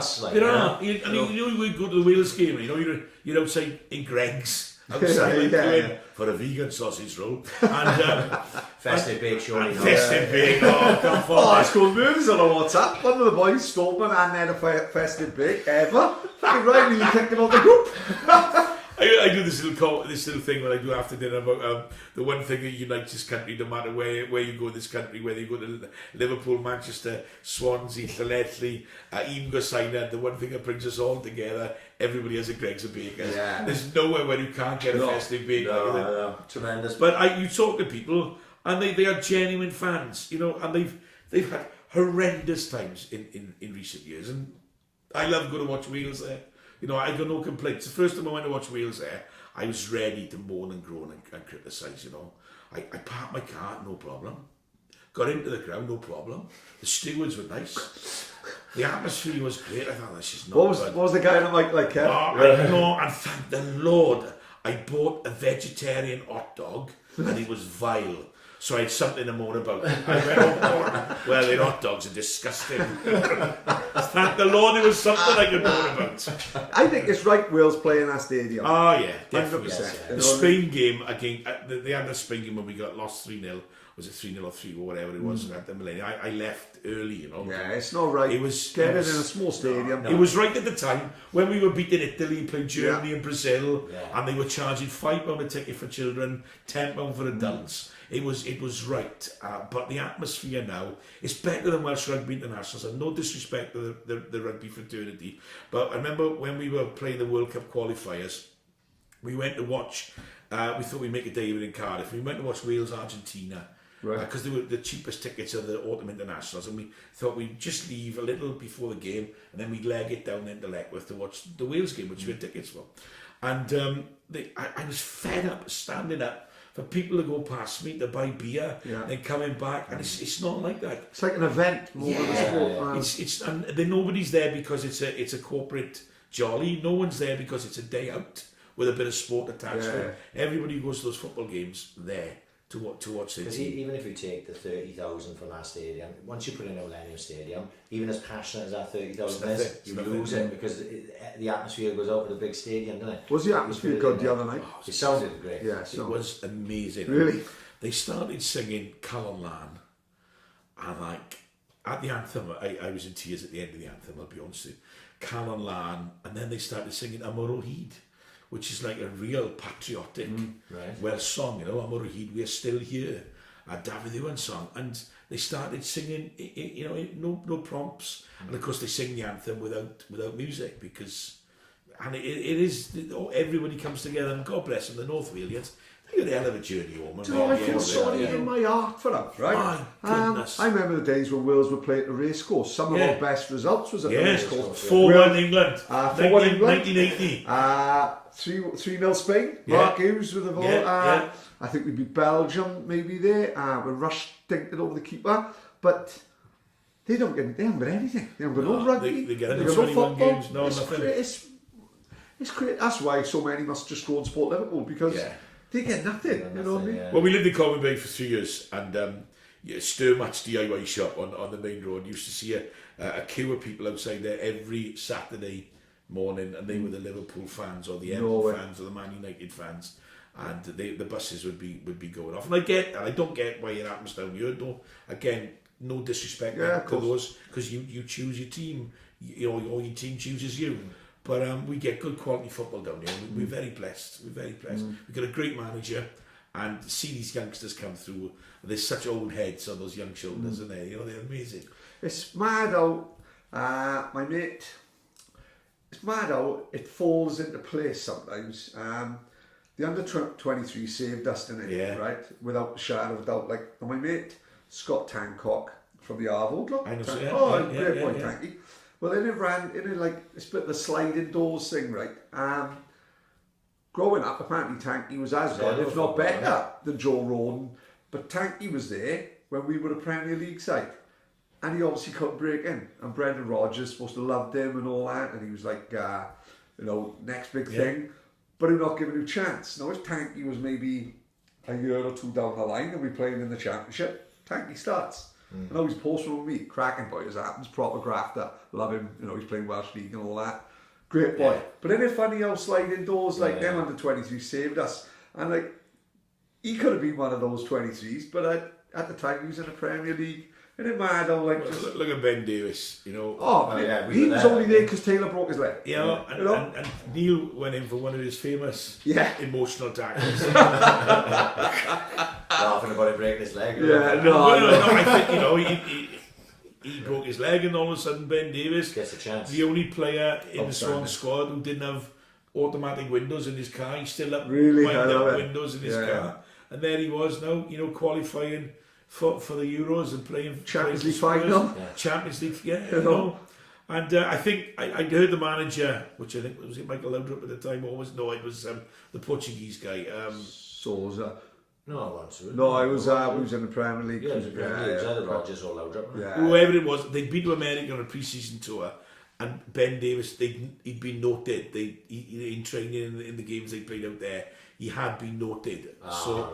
There was no hard soul searching to put him into Neil Taylor's position. They knew that he would do the job, but straight in, you know. And he's like as if he played there for 10 years. So It was like, I loved it when they put him centre half for Wales. Yeah. And then you're like, fucking hell, the guy's playing like fucking Franz Beckenbauer. Yeah. And he's a fucking left back. I heard that myself, mate. You know, people telling me like that they think this is when he was just first breaking and they were thinking that he would end up actually playing centre half more than left back. But you see now, because he's like he's putting the ball down, taking the free kicks for Wales. You know, things like that. Things like that. They stick out to me. You know, when I watch that game the other night, because I remember him playing when he was like 18. And going, Ben Davis got enough pull now that he's going, go on, Bill, you put that on, I'll put it on you with it. But you know, just after he broke into the first team, and everybody was like, you know, talking about him, he was one of the most talked about players.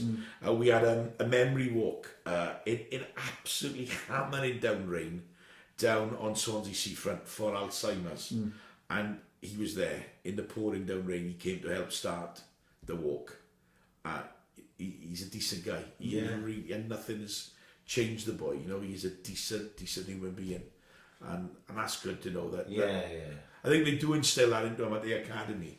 You know, think so, I think that, you know, I feel sorry for the, you know, for Waggy and Tosh, because they lost half their side, didn't they? Of course they have, But they were flying, weren't they? They really were. And they're still doing really well. But they lost half their team to the first team. Well, I saw 4 played for the under-19s, didn't they? And Liam Cullen scored, didn't he? Yeah. You know, so look, it's not over yet for them. You know what I mean? They still got plenty of boys, and they bringing them in. And look, when we were in the Premier League, the academy had a bit of grief that we weren't producing players. Yeah. But we weren't producing players, like you just said, just because we were in the Premier League. Yeah. That's all it was. You take less of a gamble when you're in the Premier League. And the managers are always on a massive tightrope, and they're like, can I risk? Look, Ben Davis is an anomaly and Joe Allen the same. Yeah. Because everyone knew Joe Allen was class, didn't they, from what I gather. And Ben Davis, they'd already seen him. But if Neil Taylor gets injured, does Ben Davis get injured? Of course, He doesn't. But there's the managers there going, I can't risk that 18-year-old, even though I know he's going to be good. I can't risk him because my job's always on the line here. You know, I'm only 6 bad results away from getting sacked. So there's a lot of pressure there, isn't there? Last year we were forced into it because Cooper didn't have much choice. Worked out perfect. You look at this year, even the boys' side, right? Jordan Garrick, and he's come in, thought he'd been fantastic. Future captain. We fancy that, do definitely. You know, everyone has come in. You're excited now. I'm looking at like Ben Cabango for obviously because everything I hear about him is he's going to be really talented. I've seen Liam Cullen myself because I've been to watch when he was in the 18s. I think he was only 16 and he was playing in the 18s when I saw him, and I'm like, that boy can play. You know, you just know. And so, like, you're excited. When are these guys going to get their chance? Because now there's going to be a chance that they do get their chance. You know what I mean? Whereas if they're in the Premier League, maybe they wouldn't. Like, Jordan and Ben, they do a lovely thing in the academy when they bring the first under-9s scholars in. They give them their shirts. They have a night down at the Liberty. I go down to introduce everybody on. And get a tin of Marks and Spencer's biscuits for 2 days. So that's class. Like us tonight. I love that. But they all get their shirts presented to us, you know, with their names on the back. And Jordan and Ben came down and they did a little Q&A as well, which I expected to go. Parents asked them questions, but it didn't go that way. The kids asked them intelligent questions. They invite the under-8s as guests as well. But how inspiring is it for them and the under-18s who come to get their caps to see boys that were in exactly the same position as they were now in the first team squad and as established first team players. It's showing it can be done. Oh, yeah, and that's the way to do it. You know, it doesn't. It's no big effort to put it on. You know, they book a room at the Liberty. The chairman comes along. Leon comes along. The manager sometimes comes along. He did come along. And the two young boys, and they put a little bit of a buffet on for them afterwards. You know, and the parents come, and it's a massive night and it's inspirational. They make a big fuss of Swansea City makes a big fuss of players from the age of under 9s up. Quality. I tell you who else played for the 19s, Jack Evans. Ah, So right, you know yeah. Jack's dad, see, I played with him, against him, and we worked with him.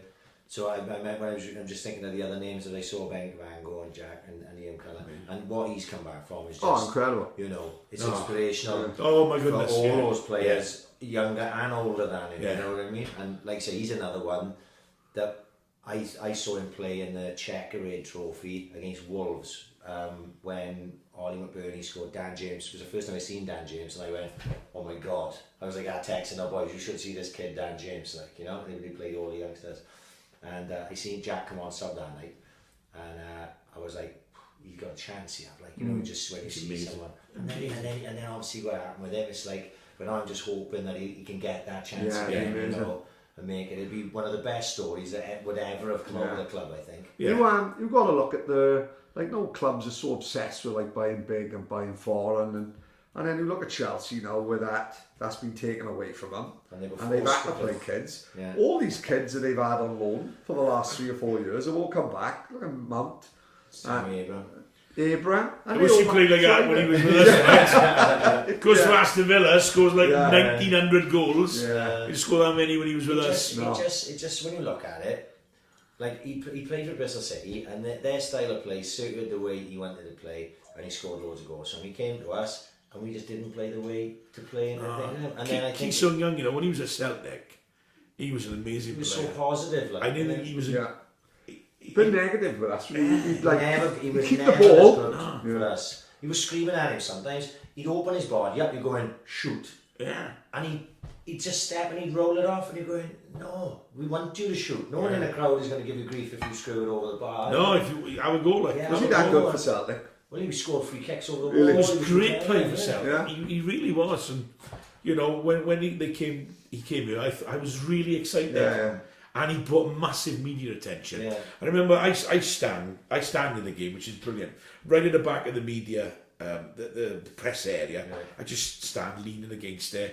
I now watch football standing alongside Vic Gomersall, who was my hero, like, you know. And so if I hug anybody when we score, I hug Vic, like, you know. And I looked down one day at all the press area, and there were like 4 Korean TV stations doing live coverage of the game and stuff, you know.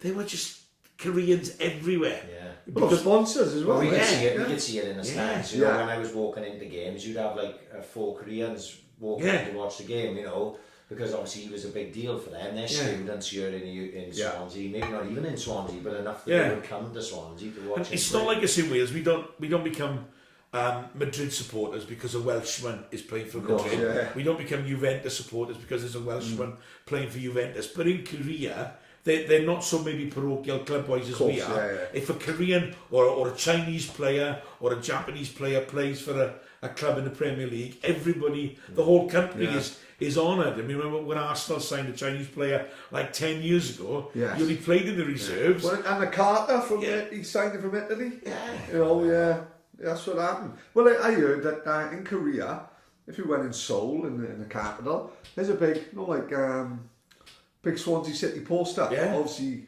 Ki Sung-young is in the front, but then you've got Williams with the paws and all that. You know what I mean? So some random guy is in Seoul there on a Ben Johnson Olympics tour, maybe, I don't know. This podcast could go to Korea. It could, It could be down the pan as well, mate, you know what I mean? Really one dodgy sentence away from being shut down, Kev. That's a tightrope we walk, you know what I mean? There's nothing better than talking Swansea, is there? You know? Of course, this is it. There's nothing better than talking life. Yeah. This is one of the reasons. never mind the Swans. I just want, like you wanted to come on and talk about the Swans. I'm not being funny. I wanted to know about where Kev Johns grew up. Because everyone knows you through the pantomime and through the work you're doing through the Swans and in dealing with the footballers. People are quite interested in you, mate. Essex Terrace. Yeah. But it's quite funny because they must have painted, when they built the houses, they must have painted number 1 Essex Terrace and put the sign up before they put the drain pipe up. Because then some guy come along to put the drain pipe up or put a new drain pipe up and it covers the ES. Yes. Oh. So as you come along Bartley Terrace, you drive up Terrace and you've got Plasmal Terrace, Idris Terrace, what used to be Rosebery Terrace, which they've never rebuilt on something dodgy happened there. Right. And then you've got Sex Terrace. Sex Terrace. That was my street. I grew up on Sex Terrace. How do you play football up there though? There's a hill. Oh, I know. Park Llewellyn. It's a bit of a strut, Kev. You play on a Park Llewellyn, used to play Yeah. in school. Cumlevel Park was like... Cumlevel Park, yeah. And Harwood Park, then when we played with Harwood Park, and there was like there's a big hole in the middle of the football pitch. Not much better, okay. Massive hole in the middle of Harwood Park, like, you know. And then we play at Paradise Park, play St Joseph's at Paradise Park, on the ash, a bit of an ash They pitch. fucking kill you, Kev. They did! They did kill. We got drawn in a cup match, in the group. Plasmal, St Joseph's A and St Joseph's B. Who were death? It was Hooper Death. We beat St Joseph's B, but we got battered by St Joseph's A on a Saturday morning. And do you know then, teachers would take football on a Saturday morning and after school. Now they play during school time. And Aidan Daniels, Mr. Daniels, our football teacher, you know, there was nothing in primary school. There was nothing like the joy of. There was a frame, a box frame, where he would handwrite the team and he would put it up the day before. Seeing your name on it. Oh, I tried to tell my boy about that recently because he just started. Say school finishes 3:20, 5 to 3. They call you out to the class to be playing football. Yeah, And he was a kid. He was. Oh my God! I could have been going to Anfield, Villa Park. I could have been going anywhere. Who thought he was that cheap? He played Gendros, Buller, Yeah. Arvod. That was the big derby. That was. Dean Roselli was a year younger than me. Fuck me. It was like playing Stanley Matthews. Goggin Evans. We played him once. They called it the Sir Dean Roselli game. Honestly, he tortured me. I was left back. He was right wing. He went on to play for the Swans as well. Like, those are the days. But no, like you said though, it's tough. Like my boy was in Gendel school last year, and he was just a teacher, didn't know a single thing about football, was trying to take a football team. Doing his best, like, of course. Doing the best he could do. Yeah. He's in Gowerton now, and they actually got a glut of players where they got 33 boys who want to play. Oh no. But some of them never played before. So you've got like about 11 boys that can play the game, that are playing for the local sides and all this and play. And then you've got all these other kids, but they've got to give them all the same game time now and everything there. So my boy's in goals, he's like this. When his mates are playing and he's, they're doing all right, and then all of a sudden then he goes, "Oh, Daddy, I can't play with them anymore." Jossie's Giants. So that's why I was telling him about the team sheet. They said, "Oh, when I was in Bishop Gore, you could have probably picked 2 sides, but they didn't. They picked a squad of 15 or 16, and that was it. Stuck You'd go out there with the Bishop Gore sign at the top, and it would be number 1, 2, 3 on the subs, and you'd see your name in it, and you go." In those days, if you were number 2, you knew you were a right back. Right back, yeah. Number 3, you were a left back. Yeah. Inside centre, outside centre, centre half. You knew exactly what you were doing. I did I went to Penland Leisure Centre one night through the radio station. They were having an open night, introduction. Everything you did in Leisure Centre was free swimming, everything. And they were having introduction to football for like 3 or 4 year olds, then 7 and 8 year olds later on. So me and Trundle went on to play football with the kids, and Trundle winning goals when they were like 4 year olds taking penalties at him.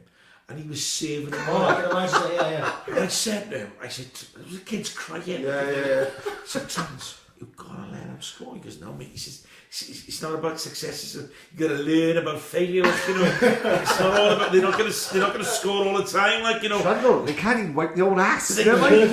He's that competitive. He wouldn't let a 4 year old score a penalty against him. Yeah.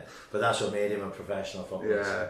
That's the difference, like, do you know what I mean? Yeah, that's of course, yeah. You think about those players, they say, "Oh, lovely guy off a pitch," but when they cross the lines, flipping heck, yeah. And that I think that's what divides. Even in a charity game, he's like a monster. Oh, I've seen him playing charity games.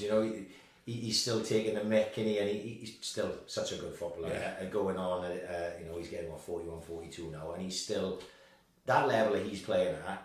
most boys who play Swansea Senior League level could only dream about playing at that level. And he's doing it at 42 years of age, and a lot of the time makes it look easy. And he made a massive difference in bringing us to the attention of the media as well, because most importantly is what you do on the pitch. Like, that is, winning games is all important.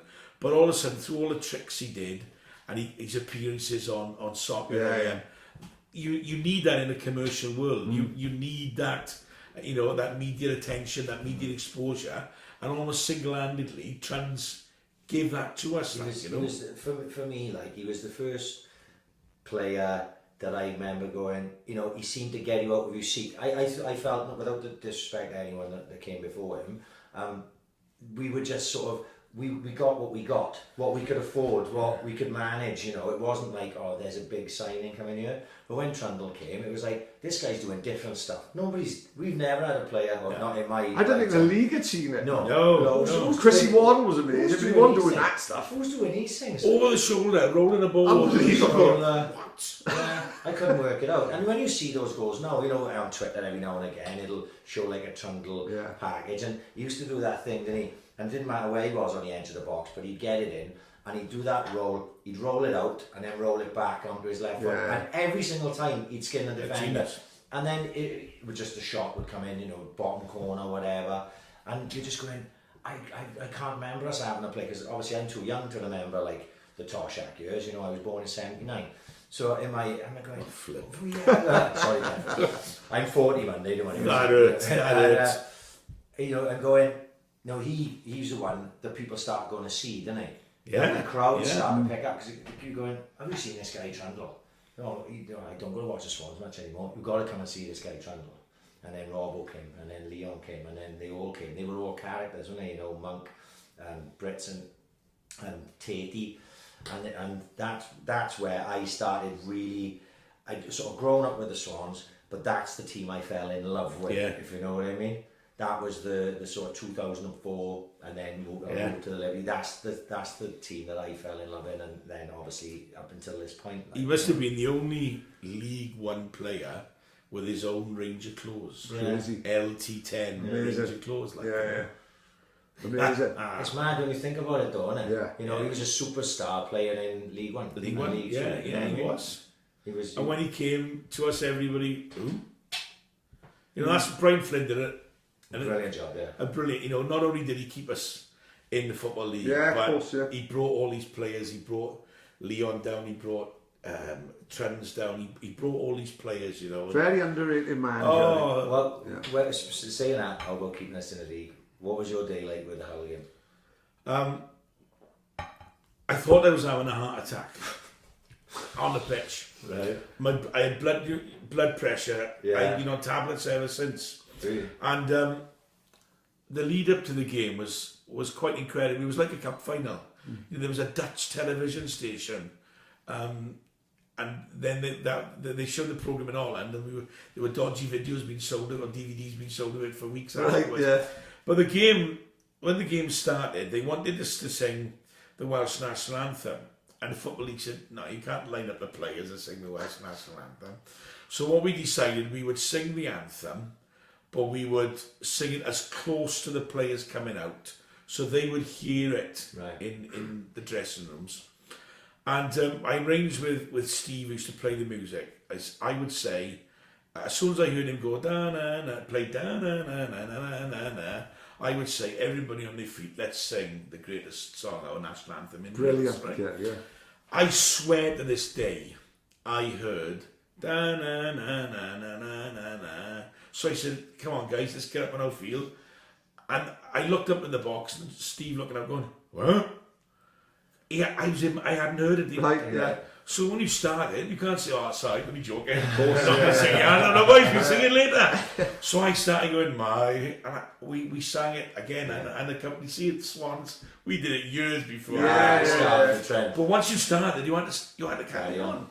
And it was just the most incredible day. I also noticed then, I went into the director's box to introduce everybody, and the camera gap was on the gantry at the top of the North Bank, and I noticed how thin I was on top, because the camera was shining down on my head.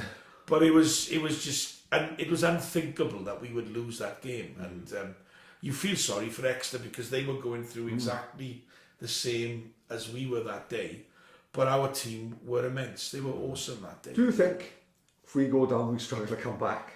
Well, and look at that division now. Because they sell that stadium end, don't they? Yeah, you know? yeah. And I can't see where we go then. You know, If you look at the conference now, it's full of the Wrexham have been down there 16 years maybe, and it's full of sides that are and in fact the division below that now has got sides in who were once established football league sides. And if you look at it, for my generation, not you as a young man, of course, but if you look at it, all those teams were once teams that played the Swans in the Football League at the Vets. So I think that the Championship and the Conference are the hardest two divisions to get out of. I could see that, yeah. And League One and League Two, it doesn't really matter whether you come first, second.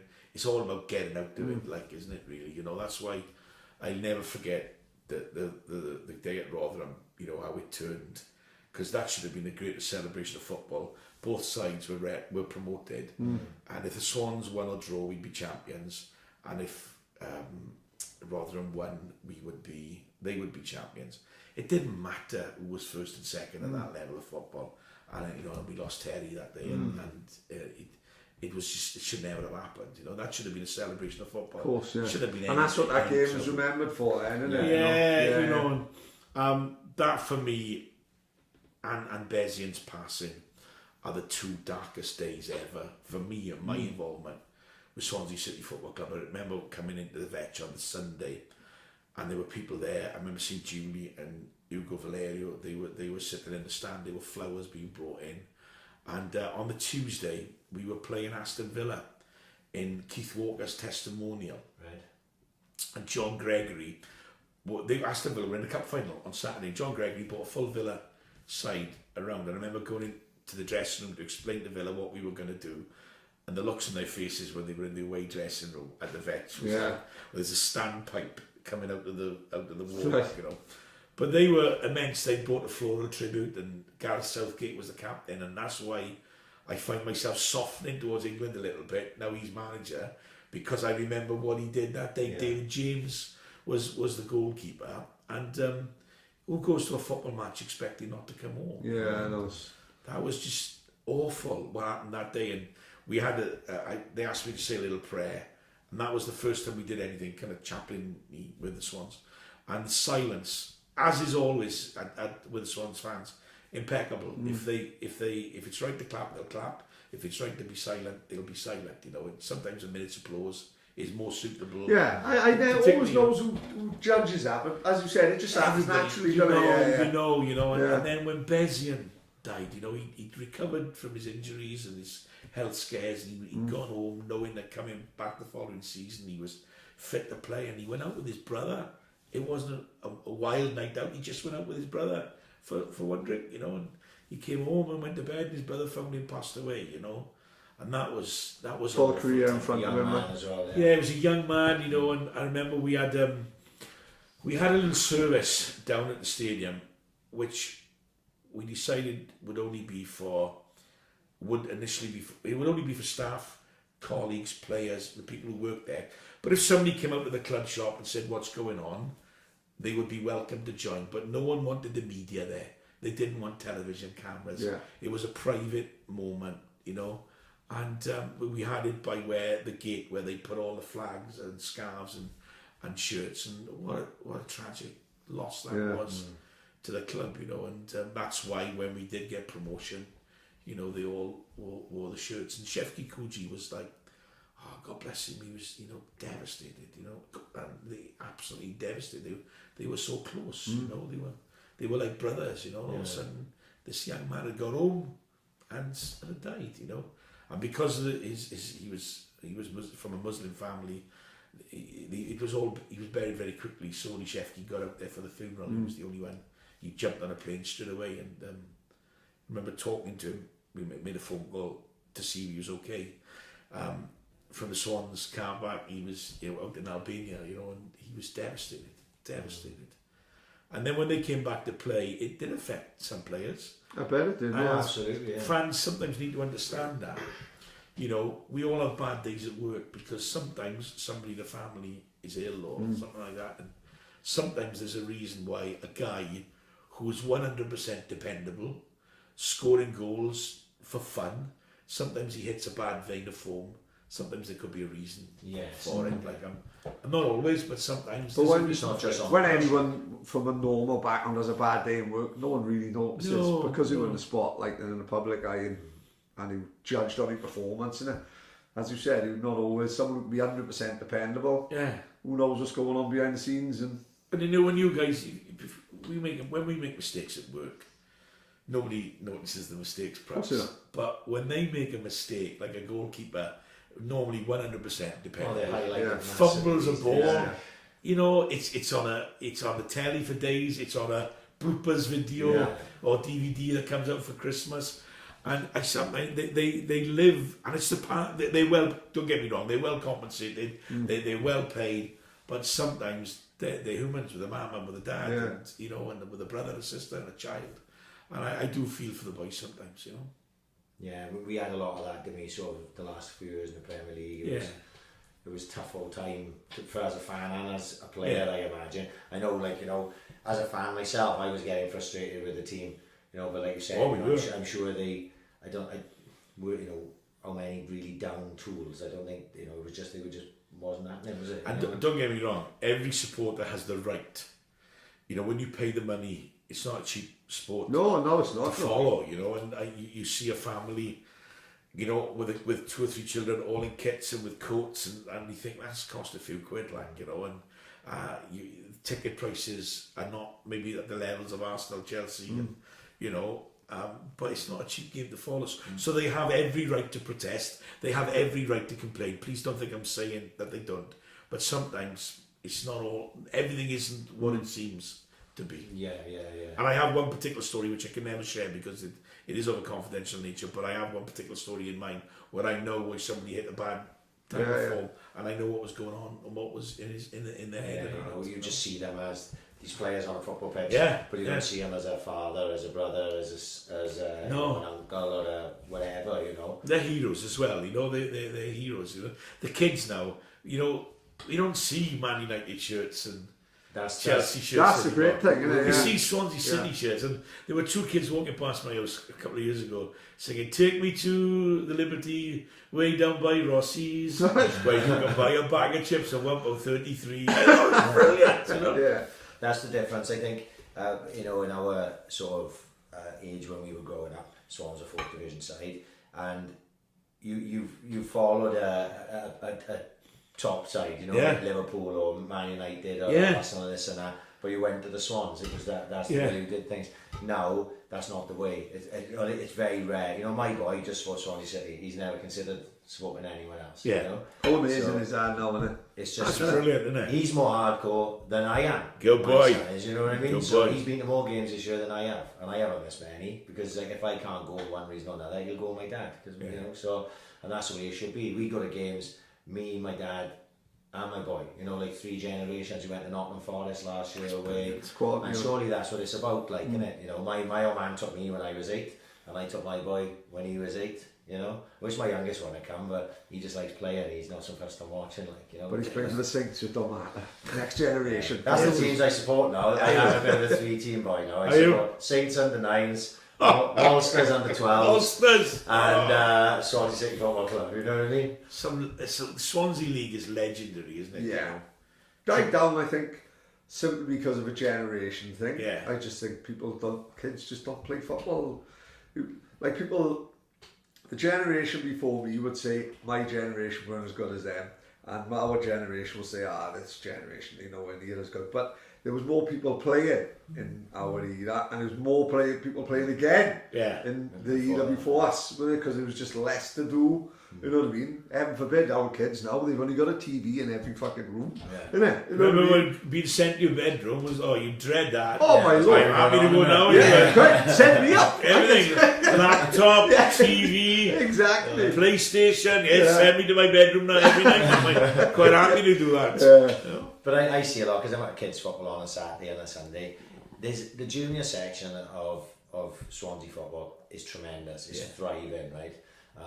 You know, you could have been into it on a Saturday morning. Yeah. There's games going on all over the place, and Sundays and that. It's great. It's just there's something around that teenage 16 mark where That's when it they lose them. falls apart. Yeah. That's where they lose them, and that's, we talked about it quite a bit on the podcast here. That's where they got to keep on going, because the junior section's thriving. And that's where they start to Junior lose the section's dream as thriving. well, is that the reality kicks in, that Yeah. they ain't going to be a professional footballer, and there's no reason why every child shouldn't dream that they should be a professional Of course, footballer. yeah. I think that's natural. I dreamt I was playing in the FA Cup final every time I went out to the back garden and kick a ball up. You know what I mean? And I think that's where you should be. I was trying to be Diego Maradona, I was trying to be Ian Rush. You know, I wasn't a Liverpool fan, but 1986 FA Cup final was the first one I saw. Yeah. So Rushy then, he scored goals in that game, so you're trying to be Ian Rush. Oh, I used to set a camera up in the goal so I could hit the camera over like Rushy did in that game, you know what I mean? It's just, and I think you got to dream like that as a kid, and that's what keeps them going, isn't it? You know, is getting out there on a Saturday or a Sunday and being the guy that people talk about when you get off the pitch, like, you know, and scoring goals. One of my boys is a scorekeeper, one of my boys is a striker. So one boy likes saving them, and one boy likes scoring them, you know. And See, my generation was Sabutio. Of course, yeah, we caught the And arse you'd end lean of that, over to take a corner, and you'd hear that dread as your knee. There's someone gone. Oh, there were no subs. There was just 11 players in that box. Charlie George is bent over and he's gone, like, you know. But I had Sabutio for a bit, but it wasn't. It seemed great. You set it up, didn't you? And you go, this is going to be amazing. I never really got Really, into that. No. the greatest joy in my life was going under the stairs of 16 Essex Terrace, Blasman, Swansea, SS68 Delway, and finding, wrapped in Edwards Sports Shop paper, the floodlit international edition of Sabutio. Floodlights, everything. That was to me like, The big thing. Like, oh, that was the big thing. it is spoiled rotten now, see, because it's all FIFA 20. I know. And it's like, you know. There's that many FIFAs now. Well, it just goes by the year. Oh, the year, of So course, it's yeah. FIFA 20 will be the next year. So, you know, that's that. They spoiled rotten now. They don't need to play Sabutio, do they? Because they can just go and play Xbox. The only way I do well in that is if I increase my player level and reduce the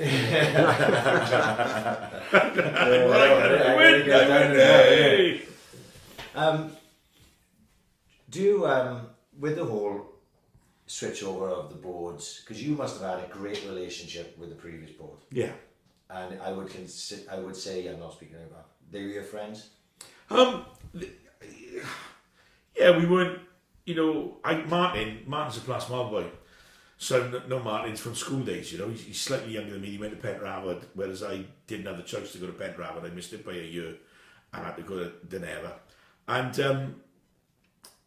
they put a lot of money in the club, you know, and around the time there was an opportunity for a number of people to do that. I didn't have 50 grand, you know, and I think, you know, Lee Deneen in the Swans film says that he remortgaged part of his house to do it, and it was every chance that was going to go wrong. And I don't think anybody begrudged what they did, you know, selling. It's just that it seemed everything changed after that, you know, and that's when we hit the bad patch. So that's maybe why some of the aggression was coming. I think it's incredibly sad that some of those guys who saved the club can't go to the games anymore because of the fear. I think it's easy for someone to sit in a living room and put on Facebook saying, I wouldn't have done that. Yeah. But I can tell you categorically, if I get offered X amount of millions to change my life and my family's life, I think I'd probably be doing it. I think the thing we've always said is maybe who they sold the two could have been maybe a little bit better. As sort of custodians of the club, you know, maybe they just made a bad decision and they thought these would be the guys. Of course. Maybe they won't. Maybe they'll turn out to be the guys. You know what I mean? Because things seem to be levelling out now and evening out. Yeah. And things seem to be, you know. And the ownership hasn't changed. Ownership hasn't changed. But, you know, we've talked about this on here as well. When we're doing all right, that fans the flames, you know what I mean? If we were second from bottom now, all that would be getting brought to the surface again, like, you know. The problem is now, if you're a football club at the highest level, which we still are at the highest level, Championship and Premier League is you know, is pretty good. I mean, I would say our division is like 3 times better than the Premier League in Scotland. I agree with that. The only people who seem to be able to afford to buy clubs and put the money into clubs at that level are Russians, Chinese, Asia, Americans, or from the Middle East. That's where the money seems to be. You know, the days of a Jack Walker, for example, who The local butcher. local guy, Yeah, you know, he was a steel guy from Blackburn. He put all the money into Blackburn, and Blackburn won the Premier League. You know, so those days seem to have gone. You know, and your local butcher, as you say. Now these guys are billionaires. You know, and they are the ones who seem to own football clubs. So you're always going to get somebody coming in from the outside to run your football club if you want to play at the level that we're playing at. It's just become like the Americans with the franchise NFL, isn't it? You know what I mean? If you haven't, you know, if you're not a massive, and it's lost a bit of character. I think the Premier League, especially, like, you know, the clubs aren't. I know people give Man City grief, and they know, like the big clubs like Liverpool where they sell 60,000 and United they sell 70,000 every year. And I saw something about Man City not selling out their ground. Well, Man City not selling out their ground because they haven't got that many fans. It's not that they're not turning up. No, Man City have always got that crowd, and that's the crowd they get in, you know, and they're hardcore fans. But their club looks like this big global brand, doesn't it? But then the people go. Of course, they're still the same boys that was in the kit back. Exactly. It's Manchester boys, you know. They're all Manchester boys. And the ground was, you know, the original ground was right by Moss Side, which is like flipping heck, is that rough? If you think Toxted's rough, go to Moss Side. It's really rough. But now, you know, the chairman is brilliant, and Leon's influence is massive. So I think everybody's feels a little bit more at peace now. The same direction. We're all pulling the same direction, and you know, hopefully we'll have a good finish. You know, thereabouts. You know, that's what we're looking for. We're the only side in the division that hasn't lost away from home. You know, we all want to see a few home. You know, we would rather see a home result. But our away following are amazing. They get, you know, they travel. You know, they went to Sheffield with all that rain, all that flood. They on the bus there, and I'm in awe of our supporters. I really am. They're amazing. Do you manage to get away much? I do sometimes, I do sometimes. It is a little difficult, you know, because I need to spend a little time with my wife, and I do help out the Ospreys sometimes with I'm not a rugby man, but I help them out with a little bit of the corporate stuff, you know, the before the game and after the game as part of my work, you know, part of my living. But I love the Swans, you know, and I was gutted that Brighton went up and we went down because that's a great city. I had to go to, like my wife and I went there for a weekend last year, and I do a couple of jobs in the Hilton there, and the awards do us every year, and it's a great place to go to. We met when I was a student not far from there, but at the moment we're better away from home than we are at home. You know? No, it's a strange one, isn't it? It's never sort of been away. I wonder what it is. Like. But I'll never lose the excitement of watching the club, you know, I'm watching the team, and I do get a little bit over enthusiastic when we score, you know. Well, that's fine. And when we scored against Cardiff, oh my lord! I nearly threw my boy about 4 hours there. I got a Fitbit, and I looked at my heart rate. I was looking for a defibrillator. Because it seemed to me, because I was at the opposite end, it seemed like slow motion to me. Like the flick header, and I've gone, has that gone in? I'm not sure if that's gone in. And then obviously you roll up and celebrate, oh, it must have gone in. But it seemed, that split second seemed like this age of time, like, for it actually to hit the back of the net. Like, got to win that game. That's one game. You have to win. And I think Gary Monk put it right, you know, you have to win your home game in that one. If you win the away game as well, it's a bonus. But you have to win your away game. And I'll never forget that night when we beat him, when he was manager. We'd gone to West Ham, and we were awful. I signed up for BT Sport. I had Sky, but I didn't have BT, and I managed to persuade my wife to have BT Sport. I said, just for one game. I lied. I didn't tell her that you had to sign up for a month, and there was a month's cancellation, so there'd be at least 60 quid coming up, you know. But we were awesome in that game, because the West Ham game, was like, oh my goodness, it was dreadful. and then Carryman came in and turned it around within a week. One of my highlights from the Liberty Stadium that game, you know, just the atmosphere. That 5:30 kick-off was brilliant because everyone was steaming. Everyone was steaming, and that's what builds. I think the same with this game just passed now. That rugby game being on early in the morning was a godsend for the atmosphere. Oh, the darkest was round. Boys 8 o'clock in the morning. Boys in the pub 8 o'clock in the morning, having breakfast and having a beer, so everyone's had 5-6 pints minimum before they go in that game at midday. There were 270 people in the big room at the Liberty Stadium for pre-match hospitality, and then there were 170 in the LT10 lounge, which is Lee's personal lounge. There were 170 in there. He's changed, He's not the same, And the stadium was rammed, and the disappointment, because everybody wanted Wales to win, whether you're a rugby fan or not, but the disappointment was quite short-lived, because then the game that was coming took over. The Cardiff game took over, and there weren't supposed to be any Cardiff fans in the hospitality that day. There were 2, and they'd come as guests of somebody, because it's not very corporate in there. I know it's a little bit more expensive than you get a meal and all that stuff, but it's not very corporate. They are all genuine. Yeah, like fudge and that. A lot of families go in there. I'm going next Friday. I'm going for the happy days. game. It's brilliant. Like it's a lovely atmosphere in there. And Trends and I do the big room. Vic Gormsall does the LT10, and but there were 2 Cardiff fans there, and we give them chip. Oh man, I give them chip. That's what it's all about. That's what it's all about, isn't it? You've got to give them chip, like. Well, right. We've got to talk about this. I can't believe we haven't talked about this yet. The Wembley speech. All right. Right. Okay. Talk me through the process of that. This club come to you and say, "Oh, we're going to do this thing." Or yeah, it's not the first time. The organisers of the day contact the club and say, "Who is your nominated person to do it?"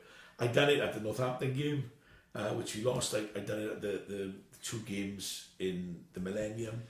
They must have been really they weren't significant that day. They were just they were very, very early. Were they a different sort of thing? No, you just go on, say, let's sing the Swansea City song. The Wembley one, it was different, and the Reading guy went first, and this is true. I was looking at him, and he had a clipboard, and he had loads of notes, and I genuinely remember saying to myself, Johns, this is why you haven't got anywhere in life. You don't forward thinking. You don't prepare. That guy is prepared. Look at him. And all he did, he went out and he just said, it's not just about the team here today. And he just read through all these Reading players. They all went, at the beginning, we go, way, but the time he finished, was yeah. And they'd had a vote at what song they would sing on the day. And they went for Don't Stop Believing. Right, Journey. So I thought, Glee. Oh, they did the Glee one, did they? Well, that to me is a Glee song, see? So I thought, right, do the gag now about they picked the song from Glee. Nice. When I walked onto the pitch, that's all I had in my mind to say. I had no idea. So I did the Glee gag. I had that one. But I got out there and I looked at the crowd and I just thought of people who had been part of our journey and who weren't there. Like Major Reg Pike, who'd been John Hollins's correspondence secretary. He was Monty's Batman in the Second World War, Reg, No way. Yeah, and he'd worked at the Swans as a volunteer for years. Worked with John Hollins, writing replies to his letters and organising things. His last job was looking after the mascots on match day. And he passed away. And I thought, Reg is missing this. David Farmer, who was club president, I wrote about the Swans. David had passed away. My own dad had had a heart attack not that long before and just wasn't quite well enough to go. And I thought of all the people who weren't there, and that's where the emotion came and where This Is Our Day came from. That was born out of emotion and just seemed the right thing to say, I kept going on about this is our day. They cheered. I'm going to say that again. This is our day. It was I never paid any attention to a stadium announcer before, but what he did that day was as iconic as fucking Stephen Dorby's performance, Ashley Williams' block, wasn't it? Yeah. That speech you gave at the beginning was part of that day. I've said it all the time on here. How old am I now? 41, watching football since you were old 7, say 30 odd years. It's not my favourite ever game I've been to. That would be Swans versus Monaco. We lost 2-1. Yeah. Andy Legg scored. It was the greatest atmosphere I've ever seen. Tuesday night. I couldn't even see the pictures so far. That was my favourite ever game I've been to. But as for the game of jeopardy, like there's so much on that game. Swans may never have gone to that position ever again. No. If we lose today, there's a fair chance we never ever go up. Yeah. And not only that, we play well. We got Sinclair, we got Dorby, we got some great players, we got a good team. And like everything that day, I remember like half time, even though we were well on top, I'm thinking, oh, it's the most nervous I've ever been in a football match. Felt like that. Huh? I've never felt like that. No. Before, since, and the second half was worse than and your speech was part of the game. You know. I nearly got kicked out of the press box. Right, go on. When we scored, because in the press box you're not supposed to be like show any allegiance to a team. It's supposed to be a neutral zone. Stupid. So when we went 1-0 up, I went yes, and this guy from the Football League with a blazer and an embroidered badge, you know the type. Yeah. He gave me a filthy burnt Miller chip. Yeah. He gave me a funny look. We went 2-0 up. I went yes. He gave me a really stinking look. We went 3-0 up. I ran the full length of the press box. I high-fived all the boys from BBC Radio Wales and said to Jason Mohammed, and nobody will see what I'm doing now, but you boys will see. I went, Jason, we were 1-0 up, then we were 2-0 up, then we scored another 1 goal to go 3-0 up, and I kissed Lee Trundle on the lips, and I swear to this day, he closed his eyes. And the guy came on to me then, he said, sir, we don't behave like that in the press box. If you want to behave like that, then you can go and sit in the stand. No, I had a ticket. And I also got given one of those access all area passes, so I could have gone somewhere else. Cool. But then I remembered the buffet that was in the press room. They were putting the buffet out for half time as we were coming. It's going to be classy, and it was classy. It was smoked salmon, all stuff like that. I thought, I'm not missing that. So I said, sorry, bud. But then when we went 4-2 up, he'd given up on me then. Gary Monk's block. That's who it was, not actually. But actually, there was 2 blocks as part of that. Because Gary Monk was injected up to his eyeballs that day because he was in such pain with his back. And he had pain-killing injections. And when you're 3-0 up, and a side comes back to 3-3, there's only one team that's going to win that game, and it ain't you. Of course, yeah. If they'd have gone 3-3, Reading would have won that game, because we would have been down, they would have been flying high. And that block was amazing, and then we won the game. Scott Sinclair scoring the second penalty for 4-2. This relief, I'll never probably feel that ever again in my life. Because up until, when they got back to 3-2, I was just a complete and utter back of nerves. I thought we were going to throw it away. And then when he scored to make it 4-2, I was certain we were going to win then. So it was party time, you know? I walked back to... I didn't park in a Wembley car park because I'm not paying like 30 odd quid to park. No, of course, I was in some factory car park for a 10. Yes, I got it, with guys who I don't think had permission to park cars.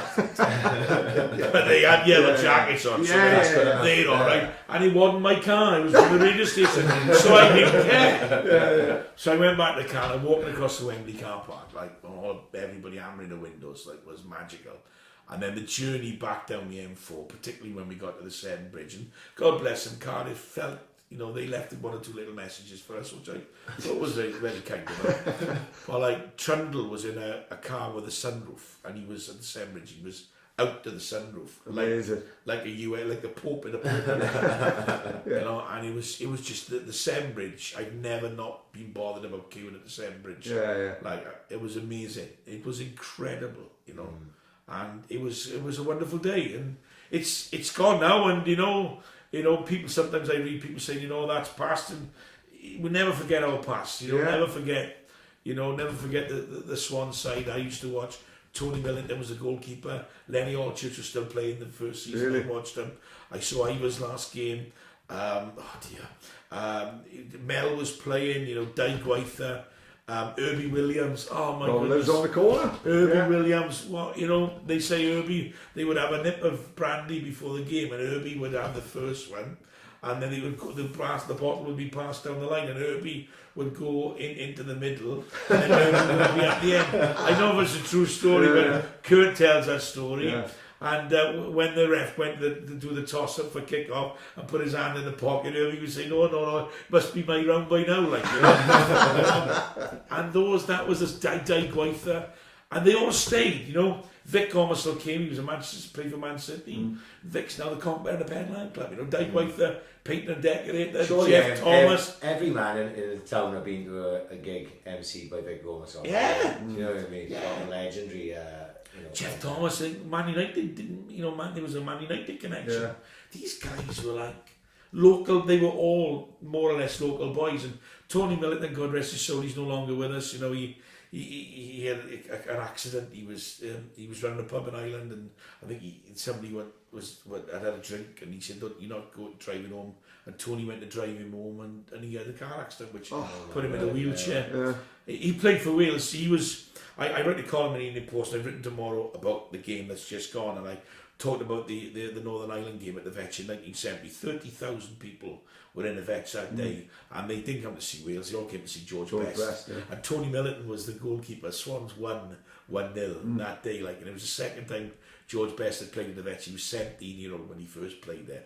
And that, for me, to say I saw George Best play was just like, you know, I did see George Best play, you know, and that was sometimes to see certain players play, even if they're not on your side, is a special moment in a football fan's life. But there were 30,000 in the Vetch that day, like, you know, incredible. Tony Millington, and then he was the disability representative at Wrexham Football Club. I think he died last year or the year before, like, you know. And he used to, when the Swans had a penalty, he would be in the goals on his knees pretending to pray, like, you know, one of the great characters of football, like, you know.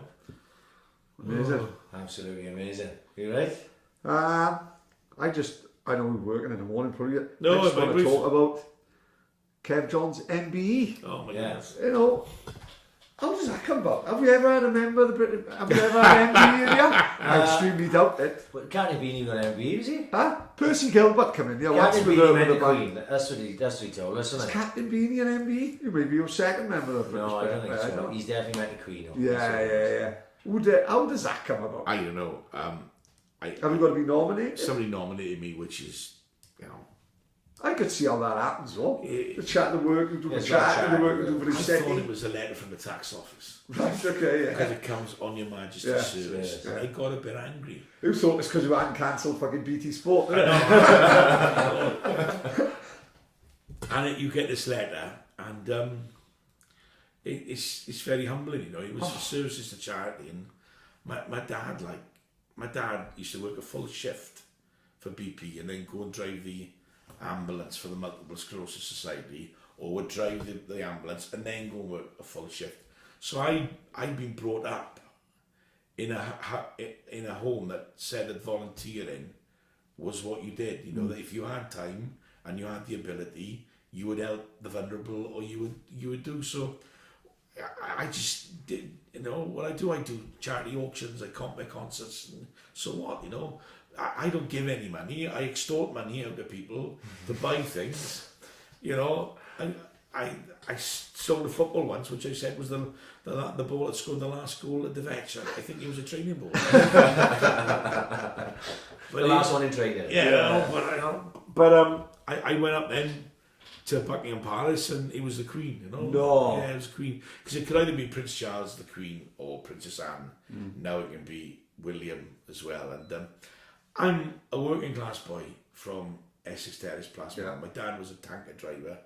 He drove a lorry, you know. What's behind it is important. My dad was an HGV driver who never was out to work for the day he came out of the army. My mother worked for West Glam as a social worker.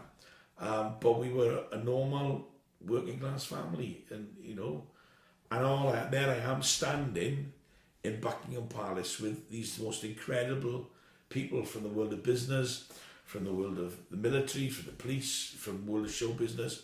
Vicky Michelle is a mate. I'd work with Vicky Michelle. She was in a lot. I'd work with Vicky, and Vicky and I knew that we'd had this award, but we didn't know that we were going to be there on the same day. Oh, how amazing is that? And that was incredible. Yeah. She tried to nick a champagne glass with a palace on it. Is it? Yeah, stop it.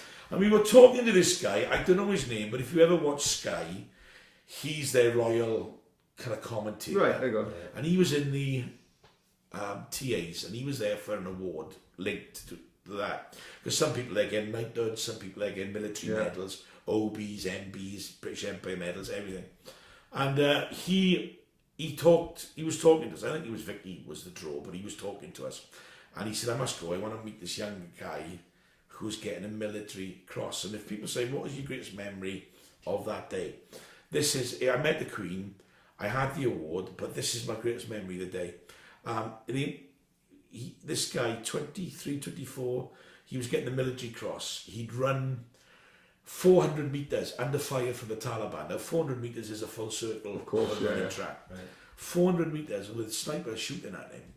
To get his unit was pinned down with 4 Afghan police officers.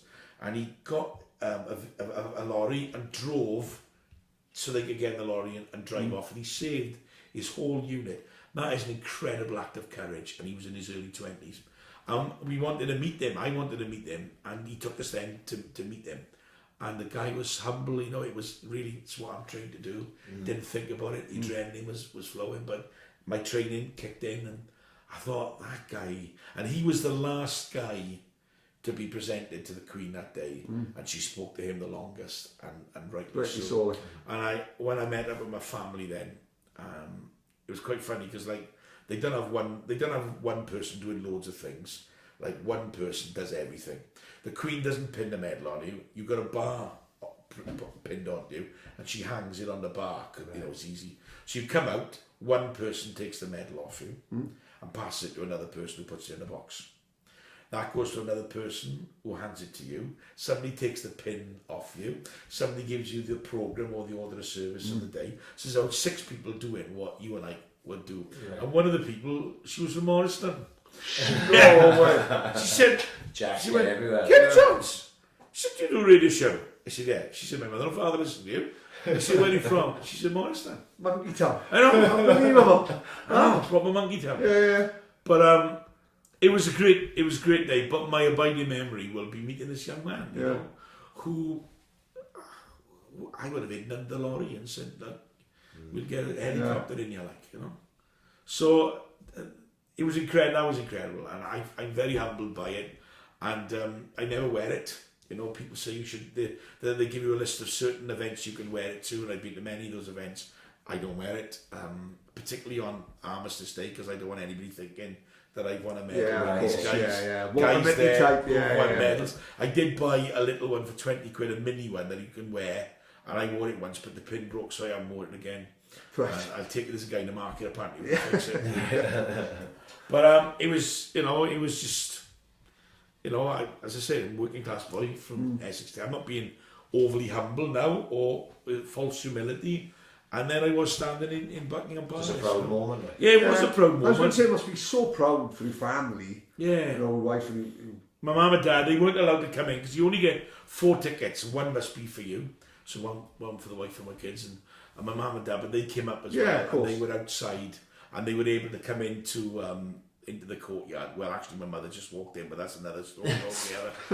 My mother walked in, followed by 2 members of the armed response unit of the police. She just walked into Buckingham Palace, said I'm going in, and she to have a photograph taken inside the palace, which was nice for them because they huge part of my story. You know, they brought me up and encouraged me to do what I wanted to do, like and to be whatever I wanted to be. Kev, don't play it down, son, because it's not just your family are proud of you. I'm telling you now, the city of Swansea are fucking proud of you as well. I love my city. It's my town, you know. Yeah. I'm a Jack, and you know, I am what I am, like, you know. Don't change, son. It is your town, literally. It is your town. And there should never be a day where Kev Johns' voice isn't heard at the Swans. Exactly. It wouldn't be the Swans to me anymore if your voice wasn't given it. You know, I mean, I'll be there watching them whatever happens. I told my first joke on Ascot Street.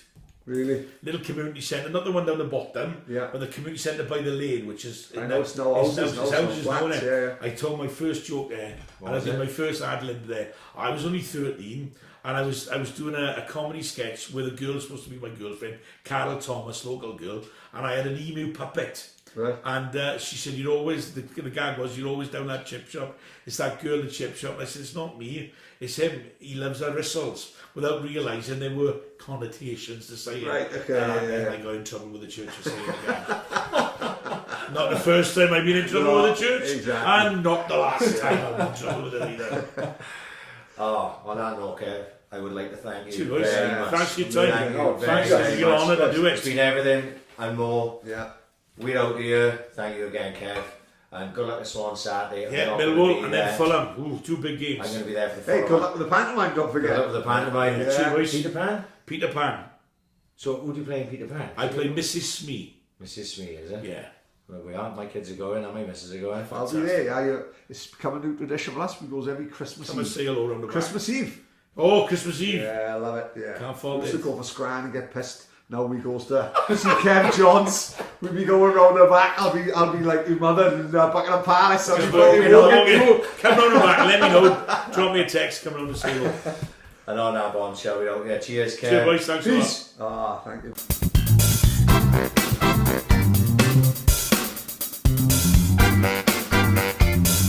Ambition is critical.